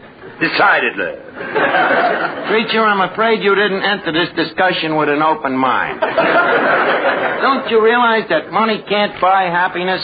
Perhaps not, but with money one can have such a jolly time being miserable. Now, if you'll excuse me, I'll pack my snake bite kit and prepare to leave. Goodness. Hello? Okay, Miss Duffy, it's for you. Who is it? Vera Fogarty? No, it ain't Vera Fogarty. Strangely enough, it's a man. A man? Give me that phone. Hello, Miss Duffy speaking, and I'd love to. What? Archie, it's Papa. So what, since when are you so choosy? Are you a wise guy? What is it, Papa? Yeah, that's right, Arthur Treacher's quitting. Well, he wants his salary. I know it's unreasonable, Papa. But you know how help are these days. We've tried everything to get him to stay. We even told him he don't have to eat here. What, Papa? Why did I do what? Use my feminine what? What, Papa? Bye. What'd he say? He says I should vamp Treacher into staying. Vita Barra rides again. Oh, Arthur. I beg your pardon? Mr. Treacher, you have always thought of me as the daughter of your employer, haughty and, shall we say, unattainable. Now I want you to think of me as the girl of your dreams. I'll never sleep again.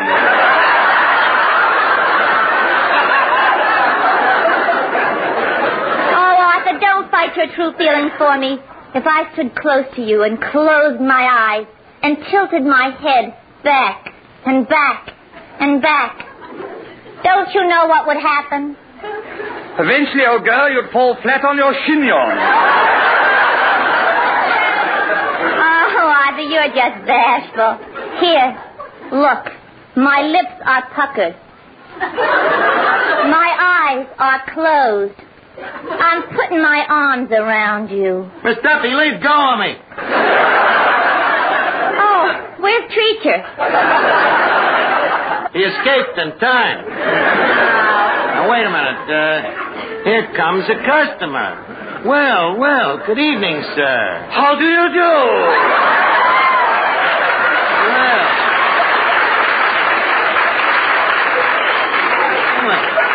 It's the Mad Russian. Glad to see you, Russian. What goes with you? I have just been to see my doctor. Your doctor, huh? Anything wrong? No, he's in the pink of condition. Is there anything wrong with you? Physically, that is. Nothing wrong. The doctor says I'm healthy as a horse. Healthy as a horse, huh? Yes, and he should know. Tell me, why? He's a horse doctor. Look, Russian, why do you go to a horse doctor? You ain't a horse. Not so loud. He might hear you and raise the rates. Now, if you'll pardon me, I will take my pill. Your pill? Okay, here's a glass of water. Thank you. Hey, what's that string doing on the pill? How else am I going to take it 3 times a day?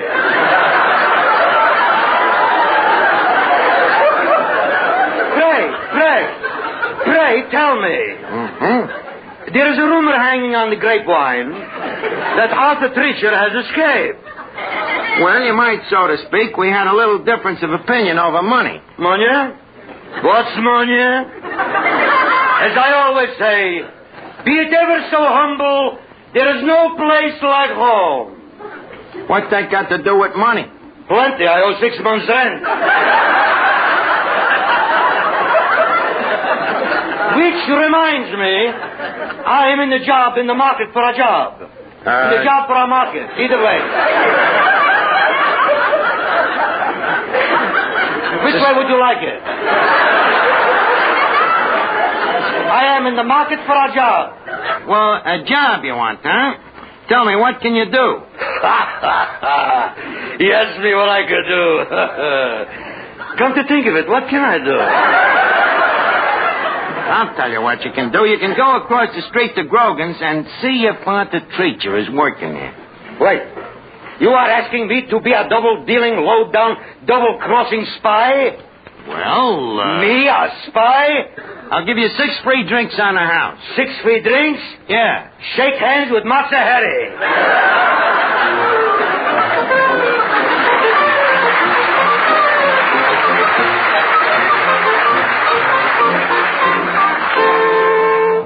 Here's a word from RCA Victor. Friends, if you study the room you're in right now, you'll realize that you can't buy furnishings piece by piece without the final picture in mind. It's that way when you buy television, too. Now, here's how to get the most out of your television dollar. Consider the complete home entertainment picture, radio and records, as well as TV. Instead of having many instruments scattered about, why not settle for one fine cabinet that costs less and contains your complete home entertainment needs? Such a one-cabinet combination is the RCA Victor Rutland. Open the doors on the Rutland's 18th century cabinet, and you'll find 17-inch million-proof television with its clear, steady pictures, AM and FM radio, and the Victrola 45 record changer, as well as a changer for 78 and 33 1/3. Yes, so many more families are becoming television owners this week. If you're one of them, remember to see and listen to the exciting new Rutland at your RCA Victor dealers. You know, Miss Duffy, I don't blame Treacher if he takes that job with Grogan's. What do you mean? Well, the lousy way your old man treats people. You know, after all, there comes a time in the course of human events when all men is created equal. Archie, you stole that speech from somebody. I did not. Then where did you get it? I got it from Thomas Jefferson. That's the trouble. You'd be better off if you'd listened to Papa instead of your dopey friends. Miss Duffy, Thomas Jefferson is not a friend of mine. He happens to be the deceased father of our country. George Washington was the father of our country. You think a country this big only had one father?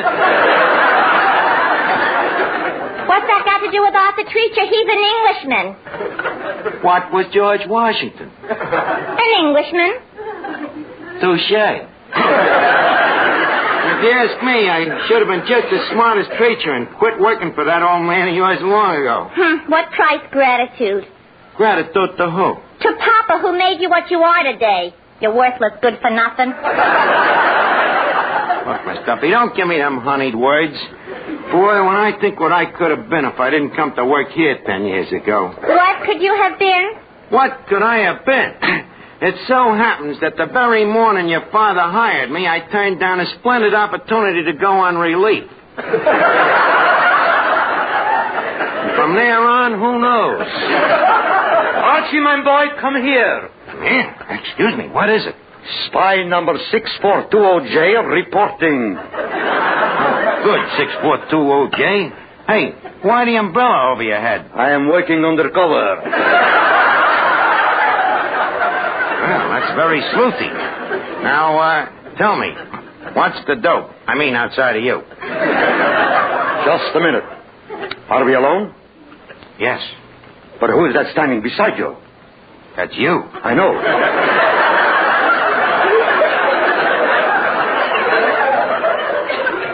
I know that. But can I be trusted?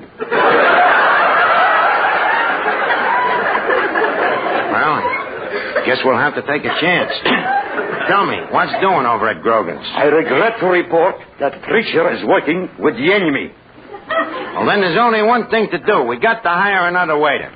What's about giving me the job? Me? Look, I'm sorry, Russian. We got to have somebody a little more high class, you know, a little more refined than you. Hello? Bowery Bum Personnel Service? This is Duffy's Tavern. We need a waiter. The qualifications?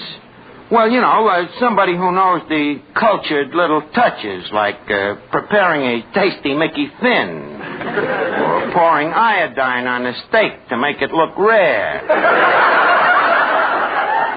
The subtle little niceties. Huh? The hours? Well, he works from 7 to 3.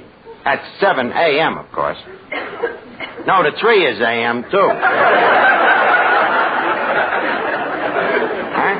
The salary, 20 a week and 50%. That's right, 50% of what he shortchanges the customers. You got a man? Okay, send him down.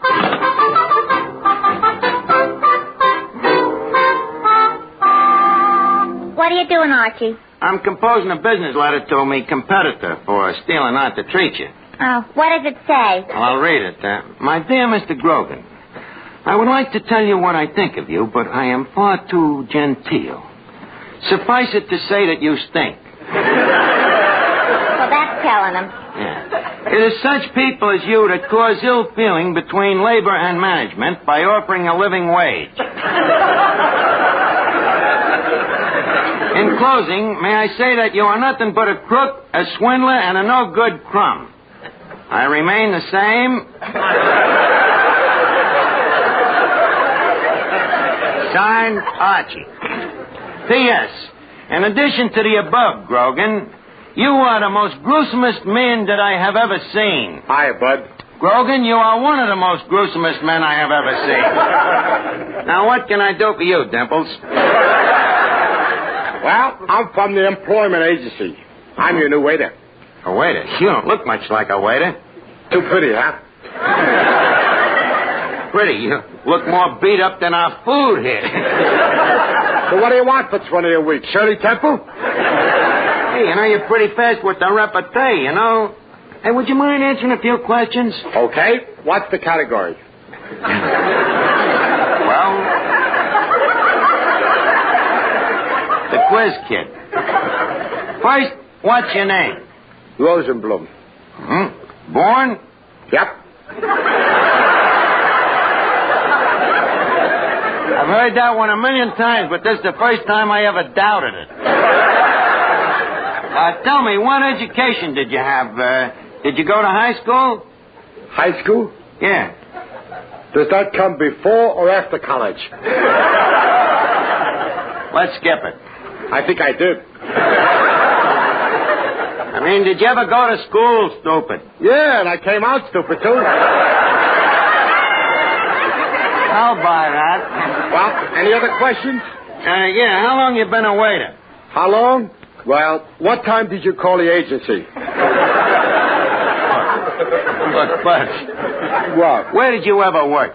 Oh, Madison Square Garden, the Legion Stadium, the St. Nicholas Arena. Just a minute, Rosenblum. You ain't Maxie Rosenblum, the fighter. Yep, that's me.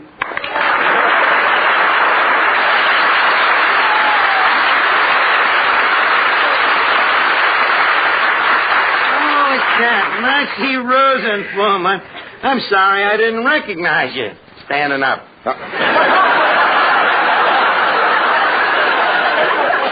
I've seen you fight a dozen times, Maxie. I remember the night you fought King Levinsky. Yeah, that King Levinsky. What an unfair fighter. What do you mean, unfair? Well, every time I stuck my thumb in his eye, he'd foul me.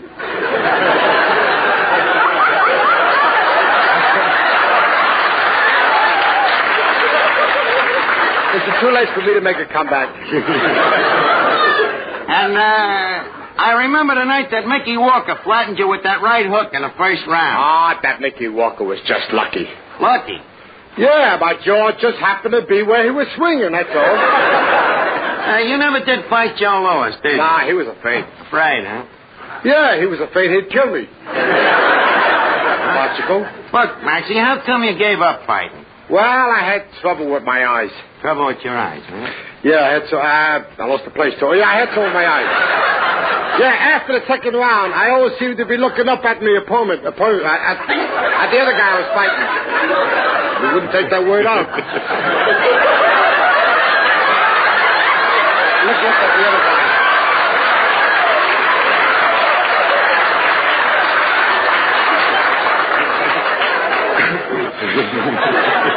Now, look, maybe I'll hire you. You know, I'm partial to fighters, Maxie. I used to be a fighter myself, you know. You were a fighter? Feel that wrist. Feel that bicuspid. No, that ain't chopped liver. It ain't muscles. Well, muscles ain't everything. You see, I was very clever, very scientific. I used to slither around that ring like a Neo. In fact, they used to call me Archie the Ringworm. You know, that I believe. Ahem. Oh, look, quiet, Miss Duffy. Hey! What a beautiful dame. This guy's punchier than I thought he was. Archie, will you please introduce me while he's still on his feet? Okay, Miss Duffy, shake hands with Maxie Rosenblum, one of the most powerful fighters in the world.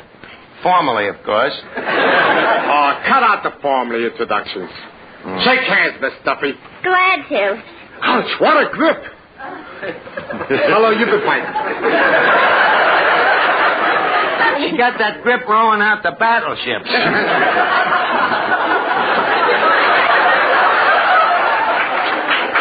Archie, that is not true. No? I got it rowing back from battleships. Well, I know it had something to do with defense. Oh, Slapsy. Yes? I'm not doing anything tonight. Swell. Let's go over to Stillman's Gymnasium and spar a few rounds, huh? Oh, please, Maxie, that would hardly be a fair match. Maybe you're right.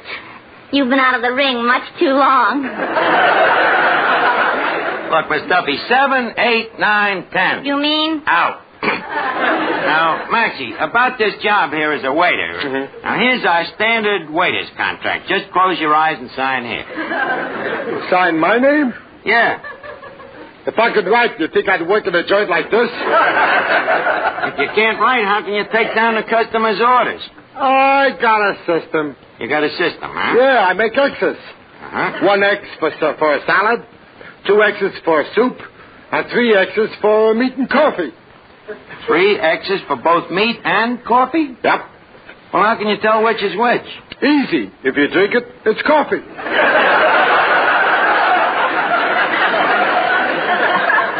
Maybe I'd better give this guy a further test. Now, let's imagine I'm a customer sitting here at the table, Maxie. What do you do first? Well, I tuck the napkin under your chin. Well, that's correct as far as it goes, but what do you do if I ain't wearing a collar? If you ain't wearing a collar, what do you need a napkin for?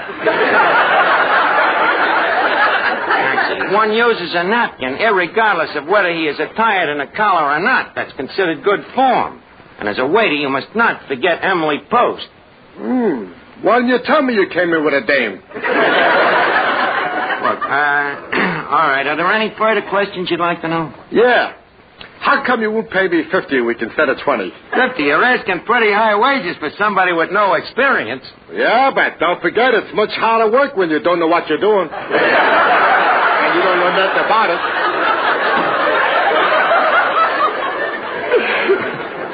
Look, nothing doing, Maxie. It's $20 a week. Take it or leave it. Okay, but before I start, I want one thing misunderstood. What? Anybody that says anything around here I don't like gets a punch in the nose. You understand that? Does that go for everybody?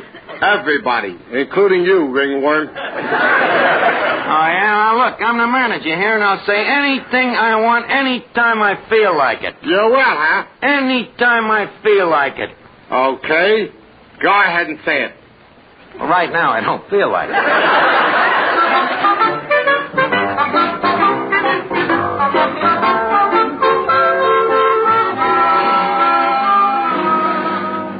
Archie, I'm afraid we'll have to get rid of that Slapsy Maxie. What's the matter? A customer just spilled some soup, and Mr. Rosenblum is mopping it up. Well, what's wrong with that? He's using the customer for the mop. Well, at least he's neat. Say, Archie, What's wrong with that new waiter? Why, what's the matter? He's punching me in the nose for just asking one simple question. What was the question? I just asked him, how's your cauliflower today?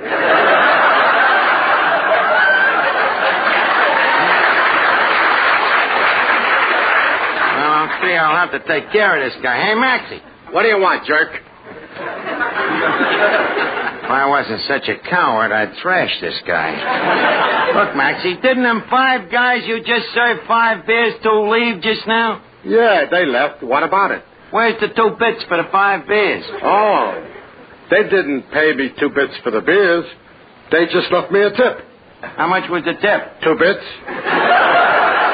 You want to make something about it? Well, no, I was just thinking what generous guys they were. Okay. Now, I'm in the middle of eating. Don't bother me again, huh? And bring me another plate of hash, huh? Yes, sir. 1 hash coming up. I'm afraid I've hired a playboy.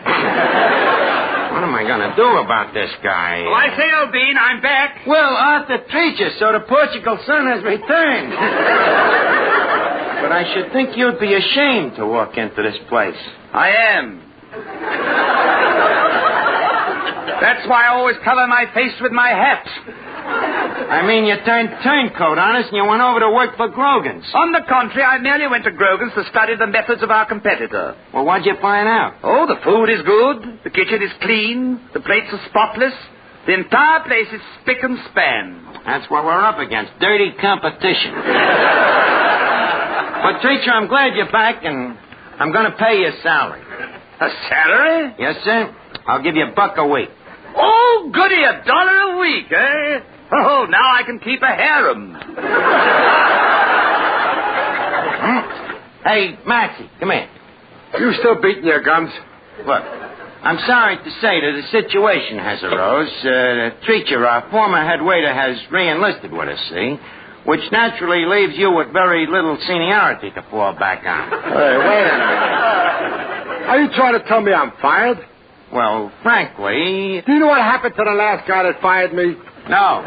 Neither does he. So think it over. Actually, now, leave us not make a scene. I'll have to ask you to turn in your bar rag and brass knuckles and leave quietly. Well, what about my week's salary? Week's salary? You only been here 20 minutes. What? Okay, we'll pay you a week's salary. Let's see here. 5, 10, 15, 20. Hey, Maxie, 20 cents. And if you don't mind, I'd like a receipt. You'd like a receipt, huh? Yeah. Okay, here. I'll give you one. Ow! Hello? Duffy's Tavern. Treacher, the acting manager speaking. Oh, hello, Mr. Duffy. Archie? He just went out.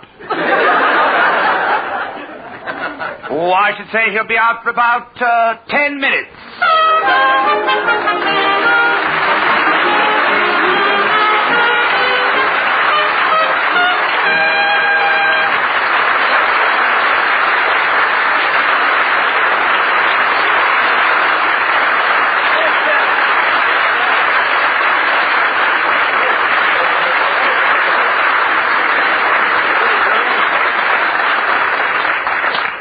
Here is something you should know if you ever suffer from the sudden pain of headaches, neuritis, or neuralgia.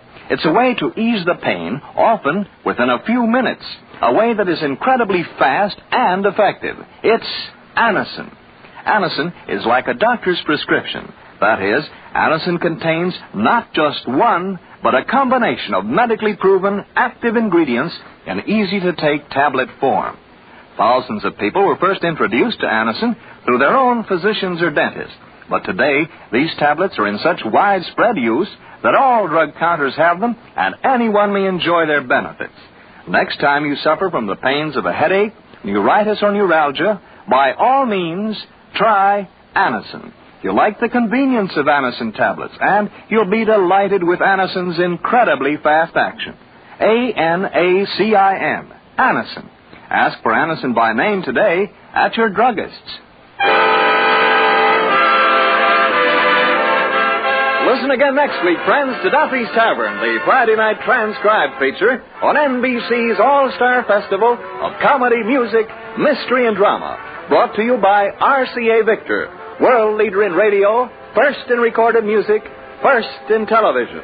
Buy Chesterfield, the cigarette that has for you mildness with no unpleasant aftertaste. The best cigarette for you to smoke. And buy the makers of Anacin for fast relief from pain of headache, neuritis, neuralgia. Listen tomorrow evening for The Man Called X, starring Herbert Marshall, the Saturday night feature of the All-Star Festival.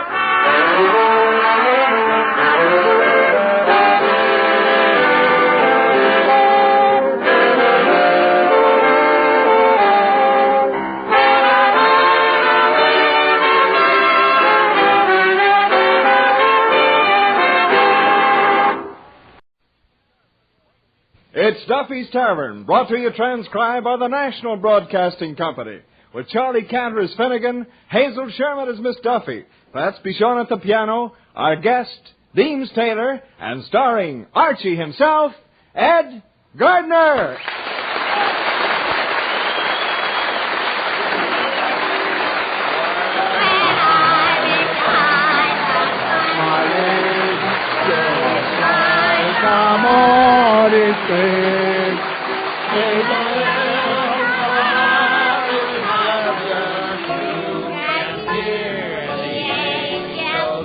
Quiet, everybody.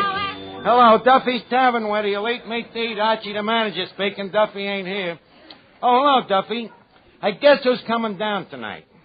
The man who made musical criticism a household word. No, not President Truman.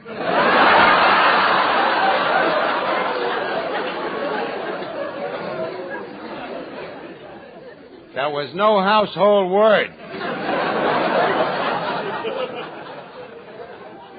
No, it's Deems Taylor. Deems, like in Deems, Dem and Does. You never heard of him. But Duffy's an institution. Deems is to American music what au gratin is to cheese.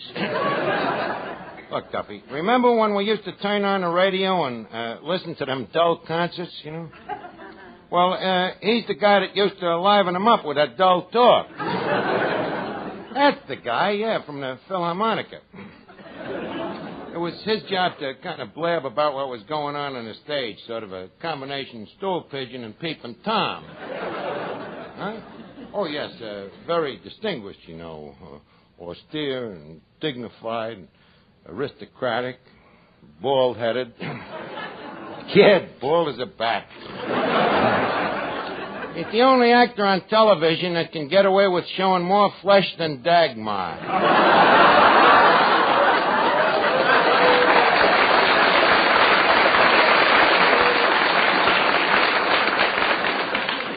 Well, he's coming down tonight to listen to an opera I wrote for television. Look, Duffy, a crude, vulgar sound like that don't make you no Deems Taylor. So many people don't seem to like television.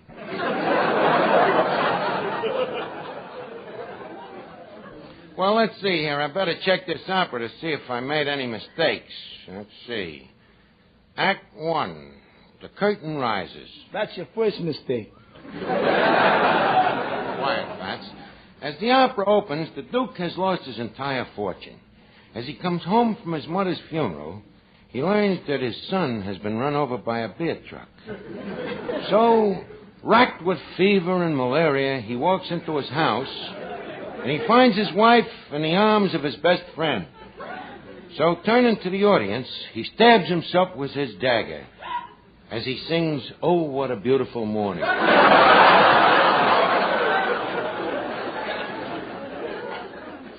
Well, that part's okay. I just wonder what I should call this opera. What would be a good title for an opera, Fats?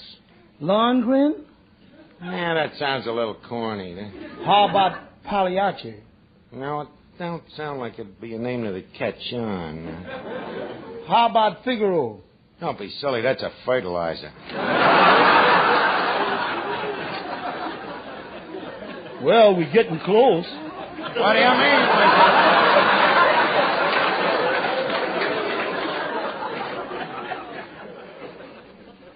Don't mind when I want lousy criticism, I'll ask Deems Taylor for it. Who's Deems Taylor? Who was Deems Taylor? He only happens to be such a big name in the music world, he has his own key to the washroom at the Met. That's one guy that knows everything there is to know about music. Yeah? Then why ain't he got his own band? Well, Pat, he's a critic. You know, the guy ain't got no talent himself. He's just an authority. He tells other people what's wrong with them, you know. He can take any opera, say like Tannenbaum, you know. He can tell you exactly how many notes there is on page 16. Suppose nobody asks him.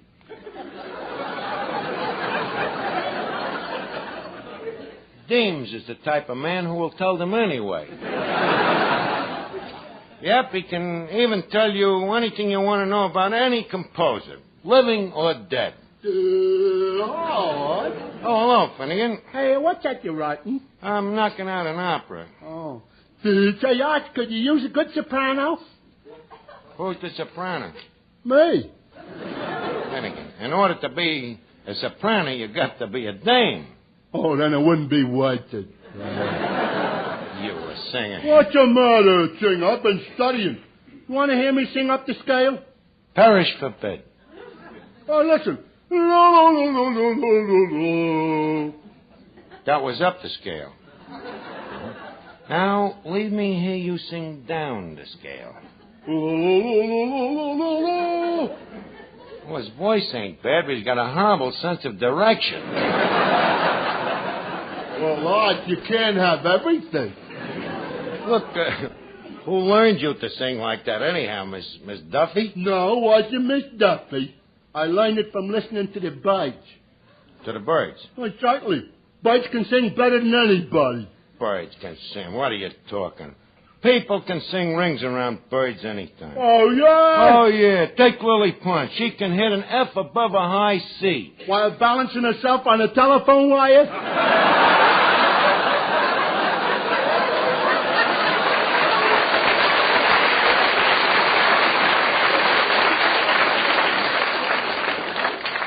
Well... Or scratching herself behind the ear with her left leg? Okay, Finnegan, you made your point. Nothing, the hard way. Now, leave me get back to my opera. Now, let me see. Hello, Archie. Oh, hello, Miss Duffy. Don't bother me here for a minute. I'm busy now. As the curtain goes up, revealing the second cadenza, our hero enters. You know, Archie, everything you write always has a stamp of your personality on it. Yeah? Your work is always so... what's the word? Individual? No. Unique? No. Imaginative? No. I'm afraid your vocabulary is lousy. That's the word, lousy. Now, if you ask me... I ain't asking you. What do women know about composing music anyhow? Oh, yeah? Oh, yeah. Oh, yeah? Oh, yeah. Could I take part in this conversation? All right, Finnegan. What do you want to say? Oh, yeah?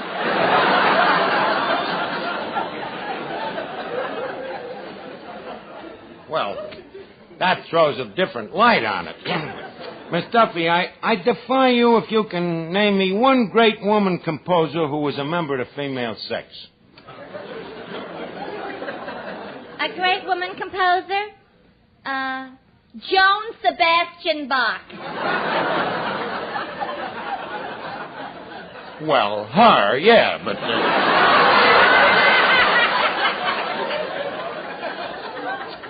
But that's just one. Let me see you name another. Paderewski. Paderewski was a guy. I am referring to his mother. She was a woman. What's that got to do with it? Who do you think beat him so he'd learn to play the piano? Oh, why do I waste my time? Archie, you seem to forget that I have a musical background. Only when you're standing in front of a jukebox. Where did you get a musical background? From my grandfather. Your grandfather? Yeah, he was a musician. A musician? He was an organ grinder on a hurdy-gurdy. Some musician. Just a minute. In Daniel Webster's dictionary, a musician is defined as one who produces music, right? So? What do you think came out of that hurdy-gurdy? Chopped liver? Okay, so your grandfather was another McRananoff. He was better. I'd like to see how good McRananoff could play with a cop chasing him down the street. Or sitting on a telephone wire scratching his hair with his left leg. So this is what you call a musical background, huh? How about Papa? What about him? He's always singing. Your old man always sings? Certainly. Every time he's in the bathtub. And he'd be much better off if he sang oftener.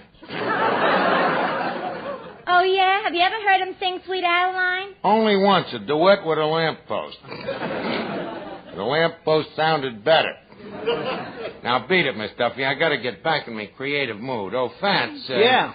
Fats, play me some opera to put me in a mood, huh? Sorry, boss. I only know the popular stuff. Oh, then. Okay, then play some popular stuff. It may please the peasants. Just picture a penthouse way up in the sky with hinges on chimneys for clouds to roll by. A sweet slice of heaven for just you and I. When we're alone, from out of society we'll stay aloof. Live in propriety there on our roof. Two heavenly hermits we will be in truth. When we're alone, we live life's mad pattern as we view old Manhattan. We can thank our lucky stars that we live in as we are. In our little penthouse we'll always confide to keep love and romance forever alive. In view of the Hudson just over the drive. When we're alone.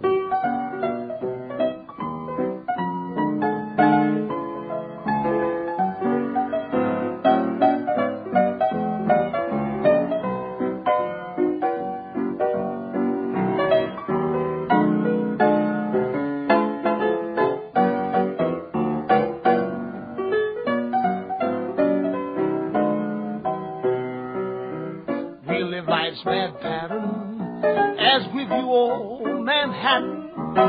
We can thank our lucky stars that we live in as we are. In our little penthouse we'll always contrive to keep love and romance forever alive. In view of the Hudson just over the drive. When we're alone.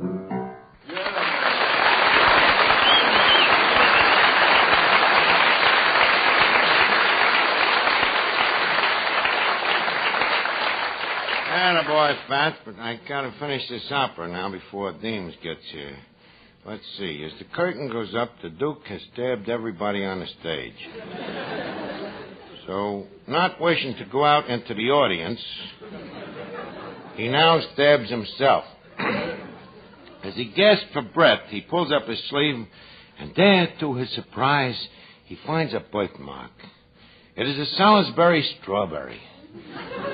Egad gad, he yells. I am my own half-brother. Well, Mr. Archie. Yeah, Fats? You want to taste this soup to see if it's all right? Okay. Tastes all right. I don't know what it is, but I'll tell you one thing, Archie. What? You are sipping it in E-flat. Dean Taylor!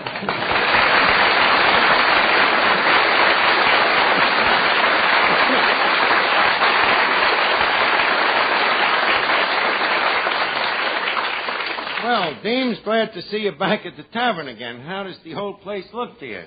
Well, now I know how Orpheus felt in Hades.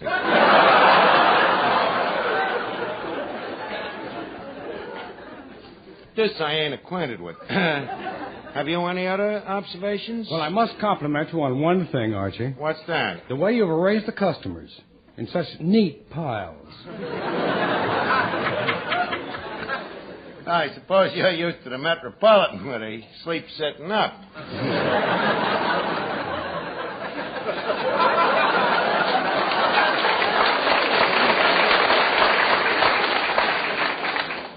But don't underestimate this place, James. You know something? What? Irving Berlin himself sat at this very table, and he himself wrote that music right there on that tablecloth. Oh, that's what it is on that tablecloth. Let me see. Very interesting. Mm-hmm. Ouch! What happened? One of the half notes just jumped off the table and bit my hand. Guess it was just professional jealousy. Well, this has all been very delightful. Now I think I'll go. Go!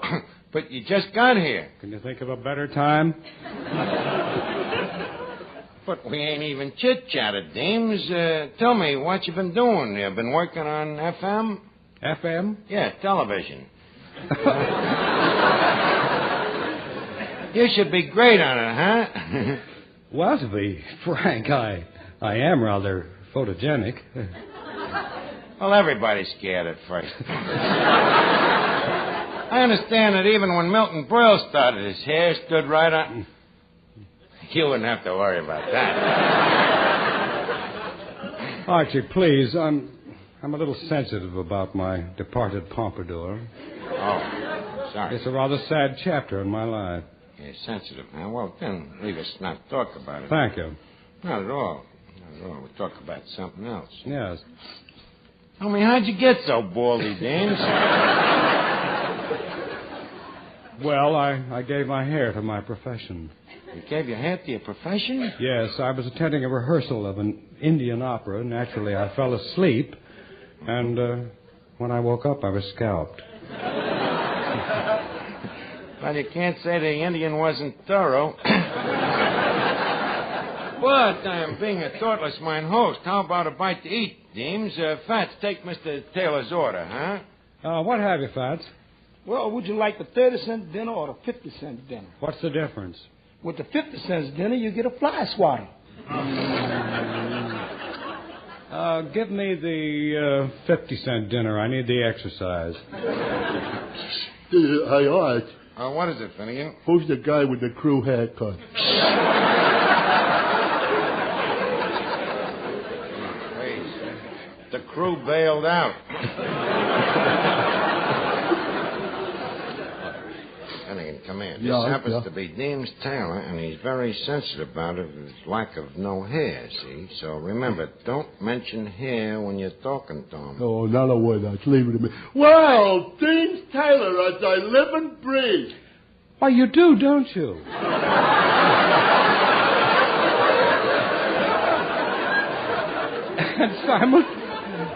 and simultaneously, too. Hey, Art, is it okay to talk to the guy? Yeah, only remember what I told you. I got you. A nice day today, ain't it? Certainly is. My, but you're looking well. Why, thank you. Tell me, who does your scalp? What's the matter? Did I let it slip? Talk to the guy about something else. Talk about music. Oh, okay, music. Say, Mr. Taylor, why do I always get you confused with Spike Jones? Because you're a jerk. Oh, that's it. I couldn't quite put my finger on it. Now, Archie, you're much too intolerant. Finnegan has to be treated with understanding and patience. Finnegan, my friend. Yeah? Spike Jones is an exponent of jazz and musical burlesque. Oh. While I, on the other hand, am what they call a long hair. What'd you do, leave it home?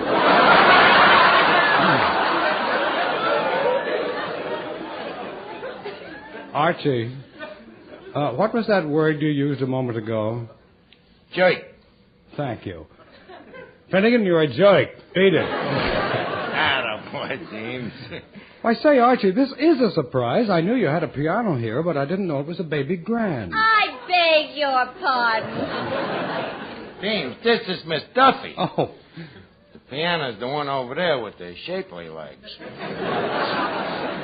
So you're Deems Taylor, the well-known critic. That's right. So what have you got to be so critical about? Miss Duffy, that's his job. The guy criticizes music. Do you hate music? No, I love it.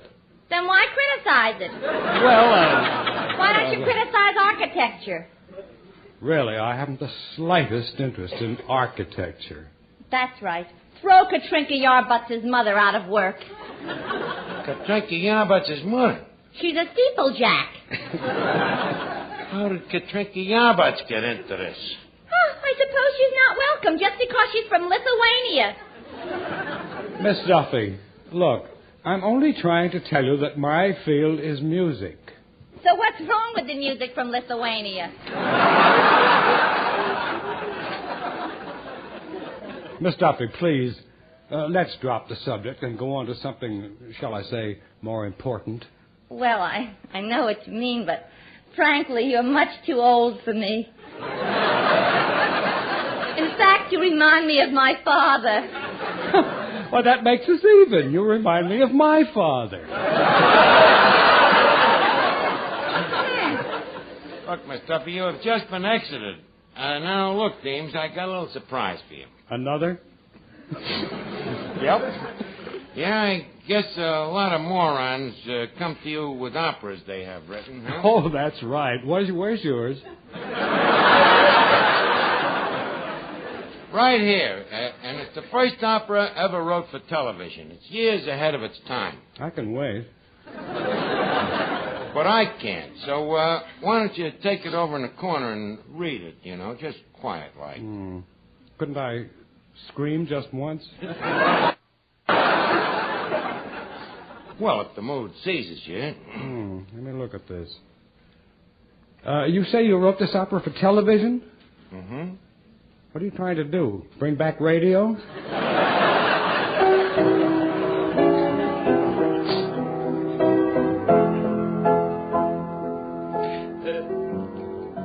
Say, Archie. Yeah, Deems. It says here on the opera, written by Archini. Is that you? Good. I figured Archie was too plain for opera, so I decided to adopt a musical name, a metronome. Well, tell me, Deems, did you look over the opera? Yes. What do you think of it? Well, considering the fact that you never went to school, it's horrible. Look, Deems, you're just looking at the raw music. It'll sound better when you hear yourself singing it. I would rather drop dead. Not until the second act. Well, what do you say? Will you sing it, yes or no? No. No, huh? Deems, I got 23 more bald-headed jokes. You have? Yeah. Toreador. Attaboy, Deems. Glad to have you in the cast. Now, here, Finnegan, Miss Duffy, here's your parts. Fats, you're the orchestra. Overture, please. Thank you. Ladies and gents, I am honored to present a new opera wrote by my esteemed self. This opera tells the story of an ancient and royal Italian family named the Pastos and their enemies, the Antipastos.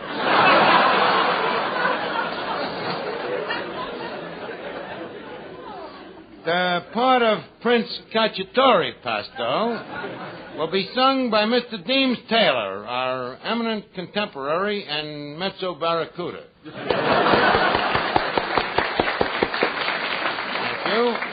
Now, the part of his sweetheart, Princess Vermicelli Antipasto, will be sung by the well-known lyric falsetto and popular cashier and girl after men about town, Miss Duffy.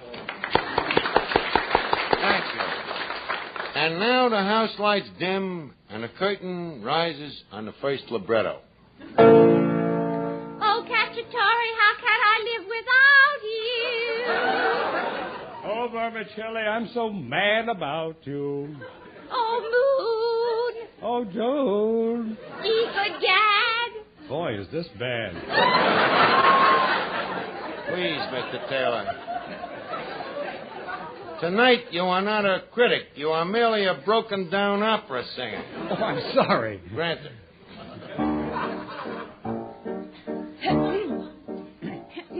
Oh, what a tragedy. This you are telling me.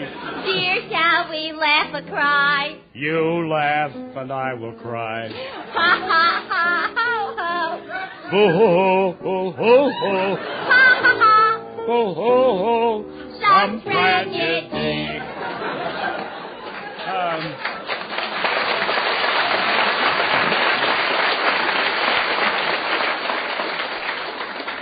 Archie. Yeah? This music, Yes? it's La Donna Immobile. Thanks, and it gets even better. Continue, orchestra. Oh, princess. Oh, princess. A man cometh through the forest. It's my trusty servant, an old family container. Oh, princess, whither art thou?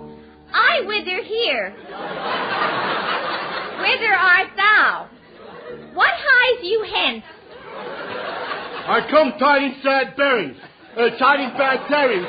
I got news for you.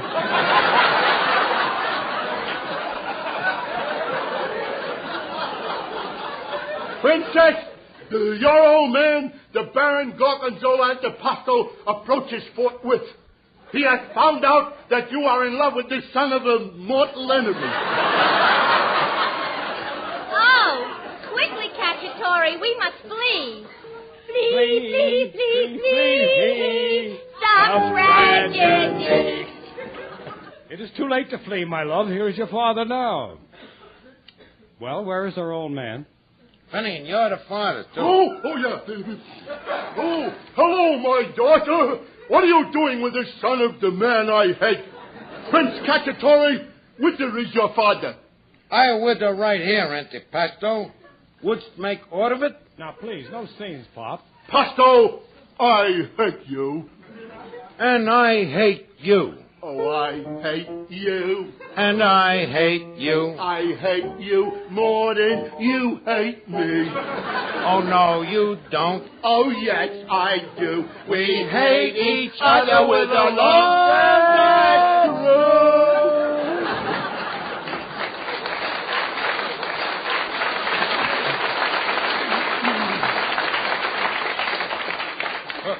Antipasto. Yes, Pasto. Didst thou bring thou swords? I didst. Wouldst fight? Wouldst. Then, sir, on guard. Oh! Stop them, Cacciatore, before they sunder each other from limb to limb. I cannot, Vermicelli, lest they will sunder me. Then I will stop them, though it costs me my blood's life. Gazooks! The princess has run betwixt them. She has just been stabbed on stage left. Okay, Miss Duffy. There's your cue. Drop dead. Oh. Eek!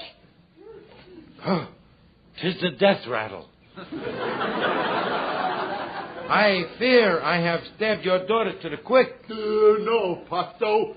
Thee have stabbed thine own daughter. What? Yea, verily? Yea. What dire loud doest thou sayest, thou man? 'Tis the truth I speak, Pasto. I am the old nurse. And when the prince and princess were mere babes in arms, I got them all mixed up one day. Thou mixest them up? Yeah, I mixed them up. I got them all mixed up. I couldn't tell them apart. I got them all mixed up. I mixed them up. They mixed us up. Then, Vermicelli, I am you. Yes, Cacciatore, and I am you. And he is she. And she is he. And T for two and two. God, please. Stop it. Don't massacre this noble music. Now, go ahead, Miss Duffy. Will you please resume dying? Oh, Cacciatore, I am dying. My tide is ebbing fast away. Oh, Princess, per favore, do not leave me. I'm sorry, my prince, but the time has come when I must die. Tell us why. For Gabriel blows his horn at I. Please don't die. Oh, Princess, don't leave me like this. Oh, no, you can't just die and leave the prince like this. I've got to go. Oh, no. Yes, I must go. Oh, no. Yes, I must go. Oh, no. Yes, I must go. Oh, no. Then she is not the only one. There goes Deems. He's had all he can stand, it seems. Come back, Deems. No, Archie, I must leave, methinks. But first I'd like to say that this here opera... Deems!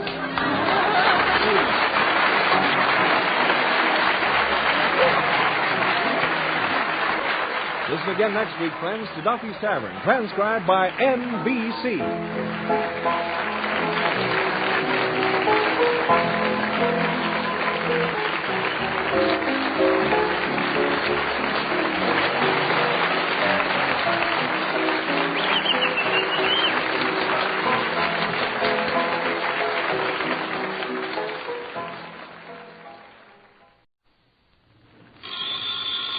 It's Duffy's Tavern, the Friday night transcribed feature on NBC's All-Star Festival of Comedy, Music, Mystery, and Drama. Brought to you by the makers of Anacin for fast relief from pain of headache, neuritis, neuralgia. By RCA Victor, world leader in radio, first in recorded music, first in television. And by Chesterfield, the cigarette that has for you mildness with no unpleasant aftertaste. The cigarette that brings you Bing Crosby and Bob Hope. And now, here we go, friends, to Duffy's Tavern with Arthur Treacher, Bert Gordon as the Mad Russian, Martha Sleeper, Hazel Sherman as Miss Duffy, and starring Archie himself, Ed Gardner. Hello? Duffy's Beverage Emporium. Where the elite foregather to sup. Treacher, the maitre d' speaking. Duffy is not in the vicinity. Oh, hello, Mr. Duffy. Beg pardon? What am I doing here? I'm here on the recommendation of my psychiatrist. Well, I've always been a butler in the movies, and he thought I needed a change of atmosphere. So instead of being a gentleman's gentleman, I am now a bum's bum.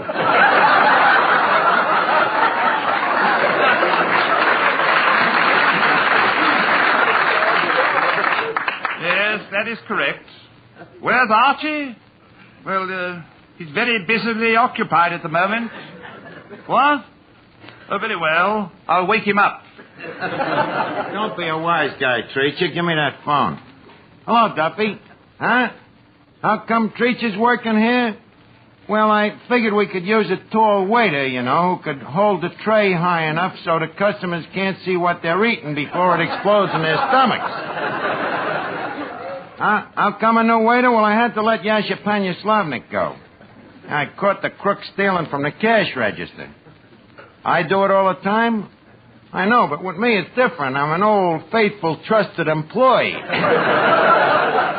Well, I think Treacher will work out great. Well, look, Duffy, I'll call you back. I gotta get back to sleep. I mean, to work. I beg your pardon, sir. What is it, Treacher? Well, I hate to bother you, but a rather sticky little problem has come up. Oh, that's so? What? Well, there seems to be a corpse in the corner booth.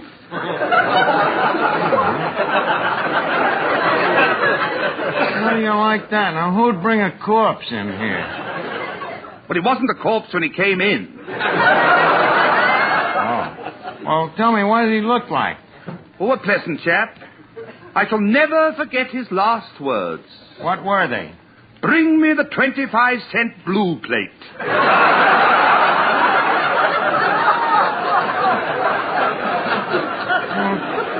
Treacher, you sure about this whole thing? Did you feel the guy's pulse?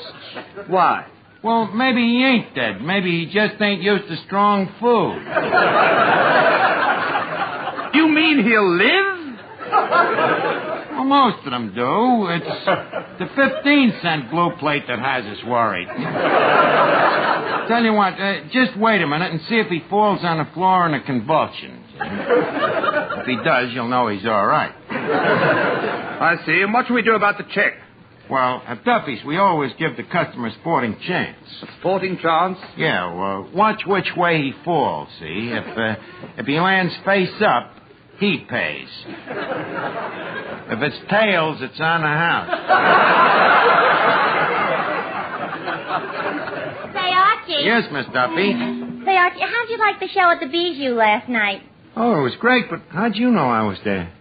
I knew it as soon as the girls came out on stage wearing nothing but pigeons. What do you mean? How'd you know that? Who else but you would be throwing breadcrumbs in the aisle?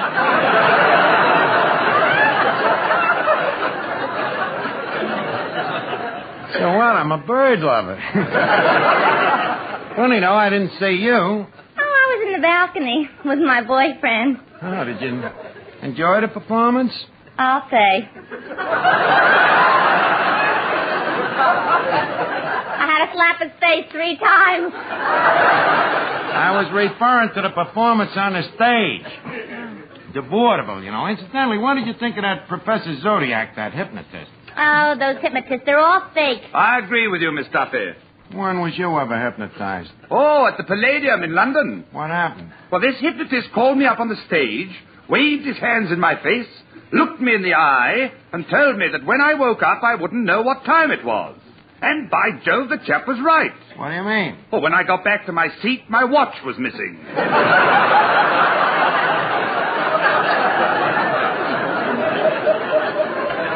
Well, this guy last night was much more legitimate. You should have seen him. You see, he gets a guy up on the stage, and just by occult hypnotism, he forces the guy to make violent love to a dame. What's so wonderful about that?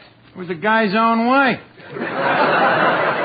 So, to make a long story short, I invited the hypnotist down here tonight for some instructions. And after a couple of lessons, I won't have no more trouble with dames. You mean your trouble getting one? No, me trouble getting the one I got. Which one is that? Chiquita Simpleboffer? No, not her. Lana Quatfazel? Miss Duffy, how many times do I have to tell you? Lana Quatfazel is engaged to Cadwallader de Grettenstunker III. Oh. Well, let me see. Could it be Katrinka Yarbach? No. Natasha Damjanovic? No. This one's a foreigner.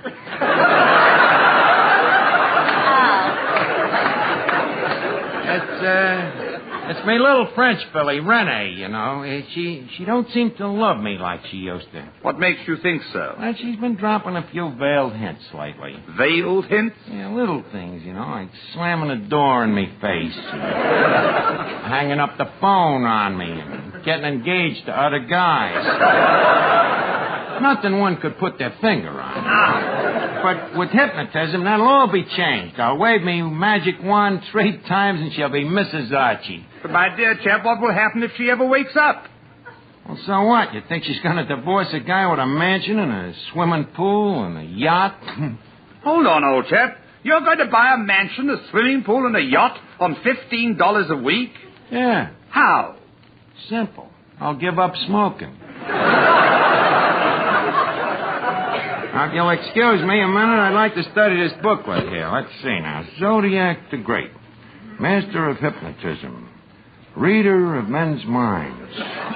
The world's greatest intellect. How do you do? Mad Russian.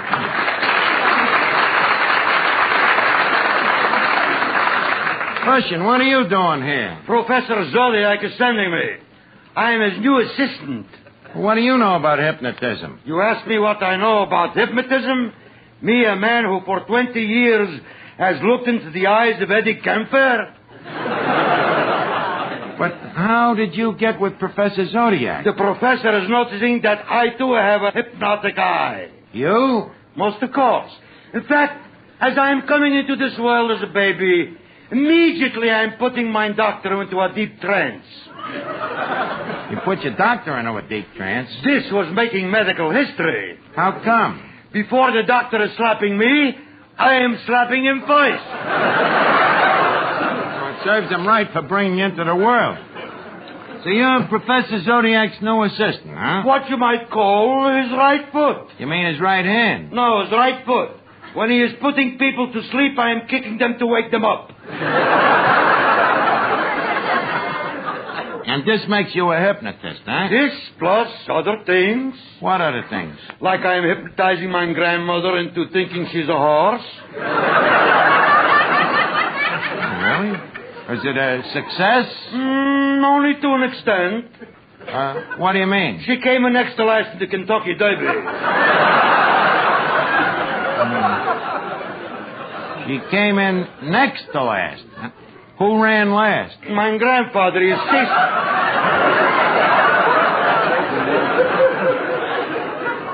My grandfather. He is chasing my grandmother like mad. Oh. How come? As a horse, she was very beautiful.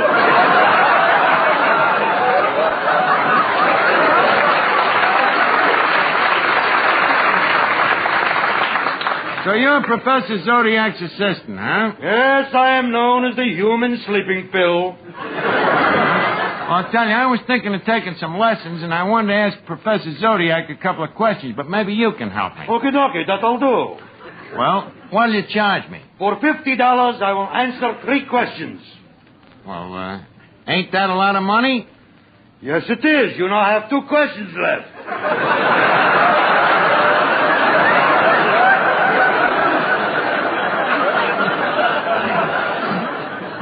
Look, Russian, all I want to find out is what you have to do to hypnotize a beautiful dame. What about the $50? I ain't got $50. How much you got? 5. Mm-hmm. In that case, this little book will answer the questions. So please, you are giving me the $5? Now, just a minute, Russian. I wasn't born yesterday. I'll give you $3. What? You are daring to insult me with a mere $3? $3 for the inscrutable wisdom of the East? I'm sorry. Make it 4. Just a minute. I want to see that book first. Let's see here. A scientific approach to hypnosis, mesmerism, and advanced tea leaf reading in Technicolor. Tea leaf reading in Technicolor? We are using Orange Pico. Well, I'll tell you what I'll do. Here's a buck for the deposit. I'll pay you the rest later. What? You are daring to insult me with a mere $1 for the inscrutable wisdom of the East? Take it or leave it. You have bought yourself a book.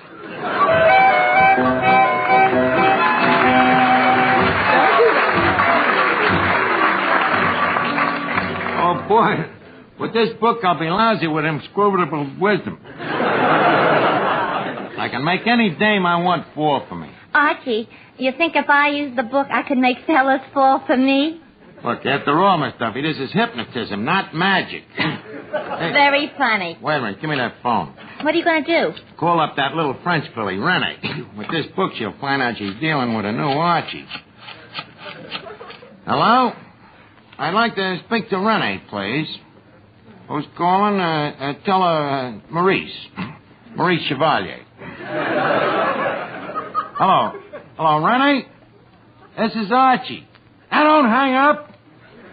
Well, wait till I tell you about the diamond bracelet. The diamond bracelet. Well, honey, I got a real big surprise for you. You'll be right down? Good. Archie, you haven't got a diamond bracelet. That's the surprise. How do you like... Yes, sir, I was right. One lesson in hypnotism, and already she's on her way down.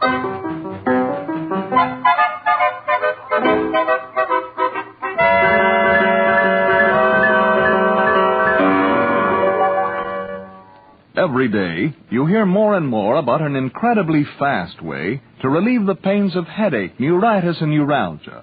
It's Anacin, A-N-A-C-I-N. Now, the reason Anacin is so wonderfully fast-acting and effective is this. Anacin is like a doctor's prescription. That is, Anacin contains not just one, but a combination of medically proven, active ingredients in easy-to-take tablet form. Thousands of people have received envelopes containing Anacin tablets from their own dentist or physician, and, in this way, discovered the incredibly fast relief Anacin brings from pains of headache, neuritis, or neuralgia. So, the next time a headache strikes, take Anacin, A-N-A-C-I-N. Anacin in handy boxes of 12 and 30, economical family-sized bottles of 50 and 100. Ask for Anacin at any drug counter.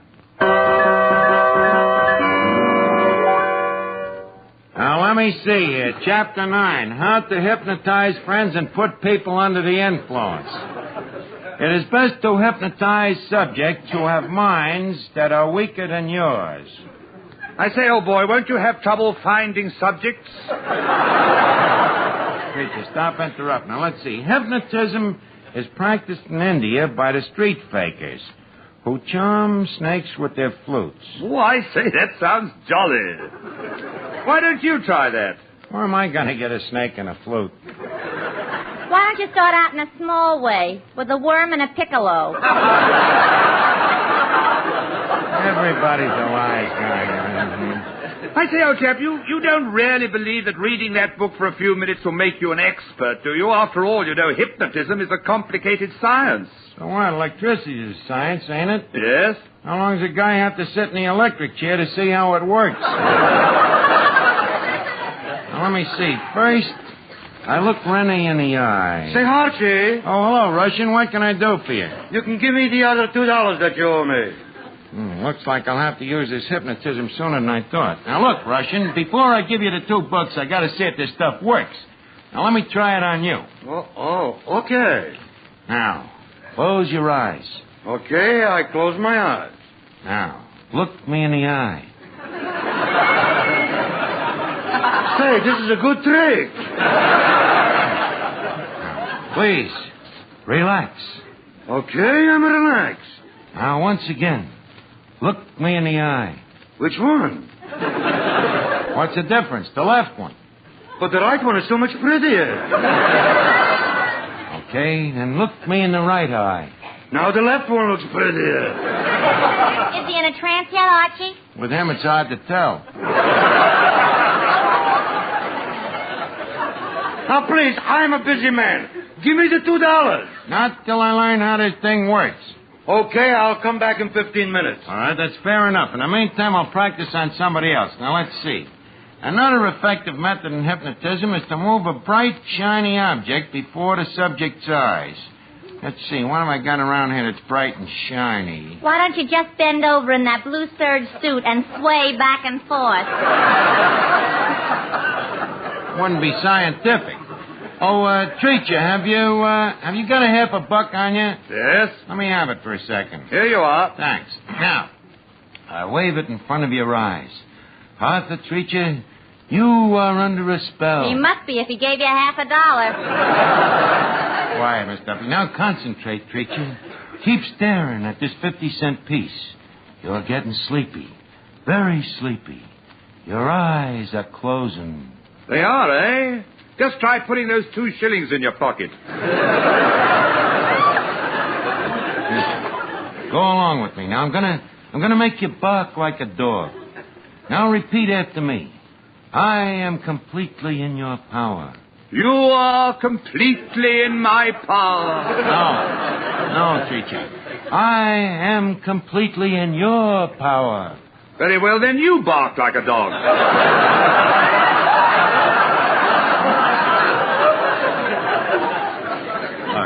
Please, try to concentrate. Now, Arthur Treacher, repeat after me. I am in your power. I am in your power. It's working. I am your master. You are my master. My will is stronger than yours. Your will is stronger than mine. Hey, what's going on here? Shh, quiet. I'm getting hypnotized. Preacher, please. Before I pay the $2, I got to see if this thing works. Now concentrate. Look me in the eye. Arthur Treacher, you are a giraffe. I am a giraffe. Now speak to me. Hello down there.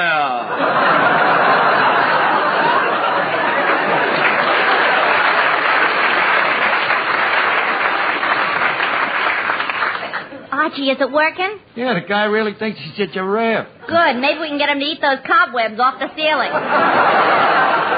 Quiet, Miss Duffy. Okay, Treacher, are you still in the trance? Yes, master. That's all I want to know. Okay, I'll snap you out of it. Abracadabra. Where, oh, where am I? You're in Duffy's Tavern. Make me a giraffe again.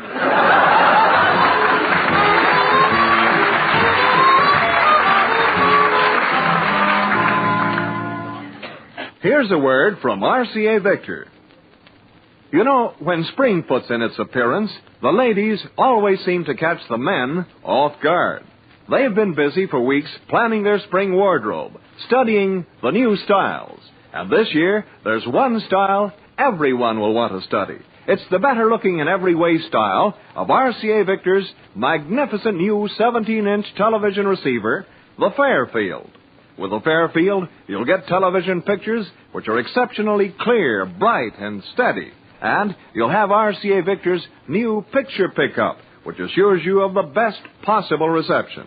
If you've been looking for a television set that's going to look well in your home, here's your answer. The Fairfield console cabinet is truly distinctive, and its beautiful doors close over the screen when your set's not in use. Go see your RCA Victor dealer. He'll be glad to show you the better-looking Fairfield. Archie, why don't you cut out all this nonsense with the hypnotism? Nonsense, huh? Wait till you see how it works on Rennie. Hey, wait a minute. Here she comes now. Well, Renee. Bonsoir, Archie. Bonsoir to you, my little pulley-pop pie. Hey, that's some dress you're wearing. Oh, it's just a little something I threw on. You threw? Looks like you missed. First time I ever seen a backless dress worn backwards. Now, please, Archie, let's get down to business. Business? I don't know what you mean, mon petit petit. What about the bracelet? The bracelet? What bracelet? The diamond bracelet you promised me on the telephone. Oh, that diamond bracelet. Oh, yeah, the jeweler has been a little dilatory in delivering it. I'll call him up, see what happened. Hello, Cartier's? High-priced diamond department, please. Yeah, the one without the flaws. Hello? Hello? Oh, tell me, sir, is this the gentleman that sold me the $10,000 bracelet? It is? Well, this is Archie of Duffy's Tavern. And I'd like you to know, sir, that the bracelet ain't been delivered yet. Oh, I see. Uh-huh. Well, them things will occur. Thank you. What happened? The truck broke down. The truck broke down? Yeah. Archie, you have lied to me. This is the last time I will... Renee, look into my eyes. Now concentrate. Why? You'll find out in a second. Now, I stare into your eyes. I'm going to take you to dreamland. Oh, please, not another one of those cheap dance halls. Quiet, you're being hypnotized. Now, follow the moving finger. The way you're looking at me, I'd better. Renee, concentrate. Look me in the eye. Archie, I feel very strange. I feel a spell coming over me. Oh, boy, it's working. I will be anything you want me to be. I will do anything you say. I say, oh, boy, this is your big opportunity. Huh?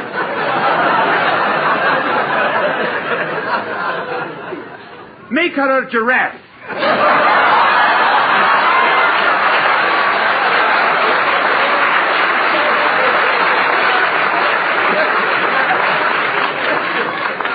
Preacher, that is not exactly what I had in mind. Now, Rennie, concentrate. You are about to become my bride. Your bride? But who are you, strange one? Strange one? Hey, that gives me an idea. Yeah, she thinks you're a stranger. Maybe you got a chance. Quiet. Repeat them last words, Renee. Who are you, strange one?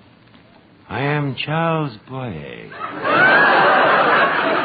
Charles Boyer? Oui, better known as Pepsi La Cola.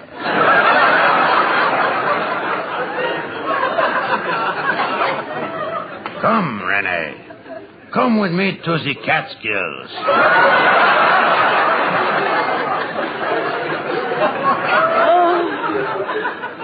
Oh, Charles. Kiss me. Kiss me. What a racket that boy is getting.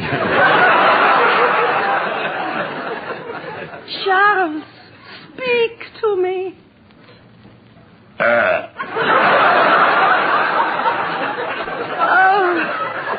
Oh, Charles, how romantic you are.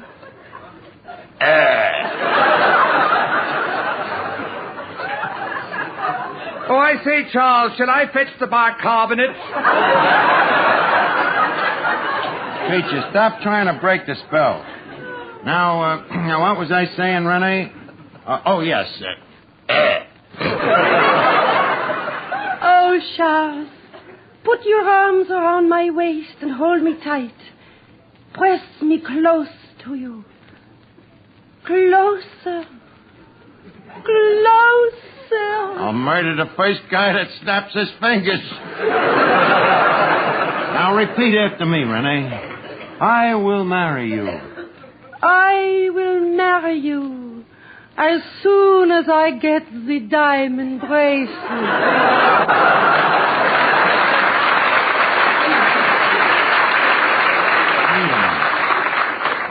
Rennie, you mean to tell me that you was awake all the time?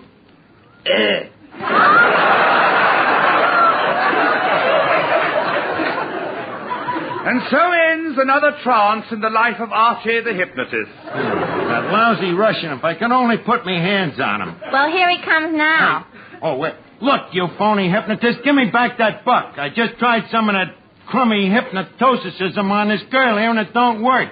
Archie, this man is a hypnotist? Vive la trance!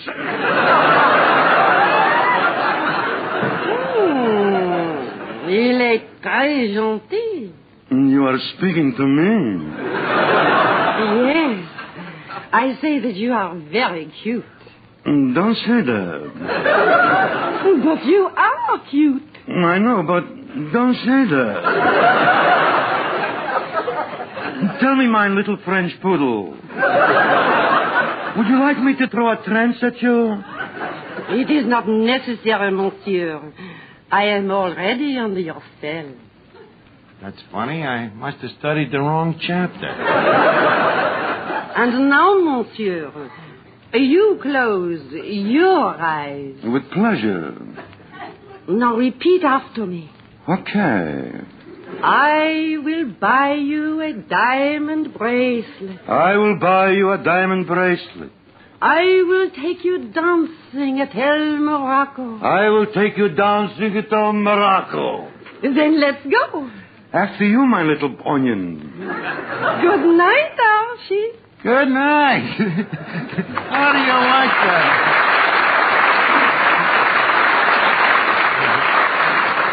That Russian is supposed to be the hypnotist, and the dame puts the spell on him.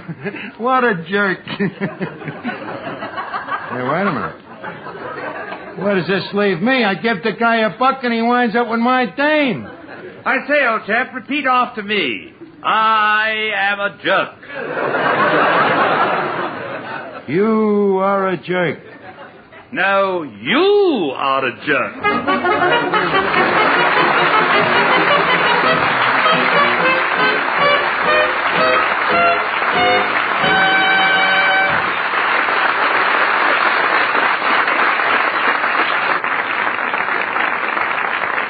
Sometimes when Bing Crosby and Bob Hope get together, they don't make sense at all, but sometimes they do. For instance, get a load of this. Now here's Chesterfield's answer to Cyrano de Bergerac. Bob Hope. I'd top easy, Dad, but we only have a minute here to sell Chesterfield. Okay, well, let's get to it. Better tasting Chesterfield is the only cigarette that combines for you mildness with no unpleasant aftertaste. The mildness is a cinch to prove. You just make the Chesterfield mildness test. You know, open a pack and enjoy that milder aroma. Then smoke them, and you'll know that Chesterfields are milder. And Chesterfield leaves no unpleasant aftertaste. That fact has been confirmed by the country's first and only cigarette taste panel. So make our cigarette your cigarette. The reasons go together like this. Chesterfield always takes first place. That mild tobacco never leaves an aftertaste. So open a pack, give 'em a smell, then you'll smoke 'em.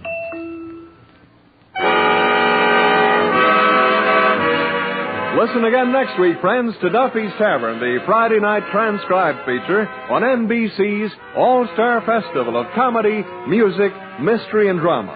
Brought to you by the makers of Anacin for fast relief from pain of headache, neuritis, neuralgia.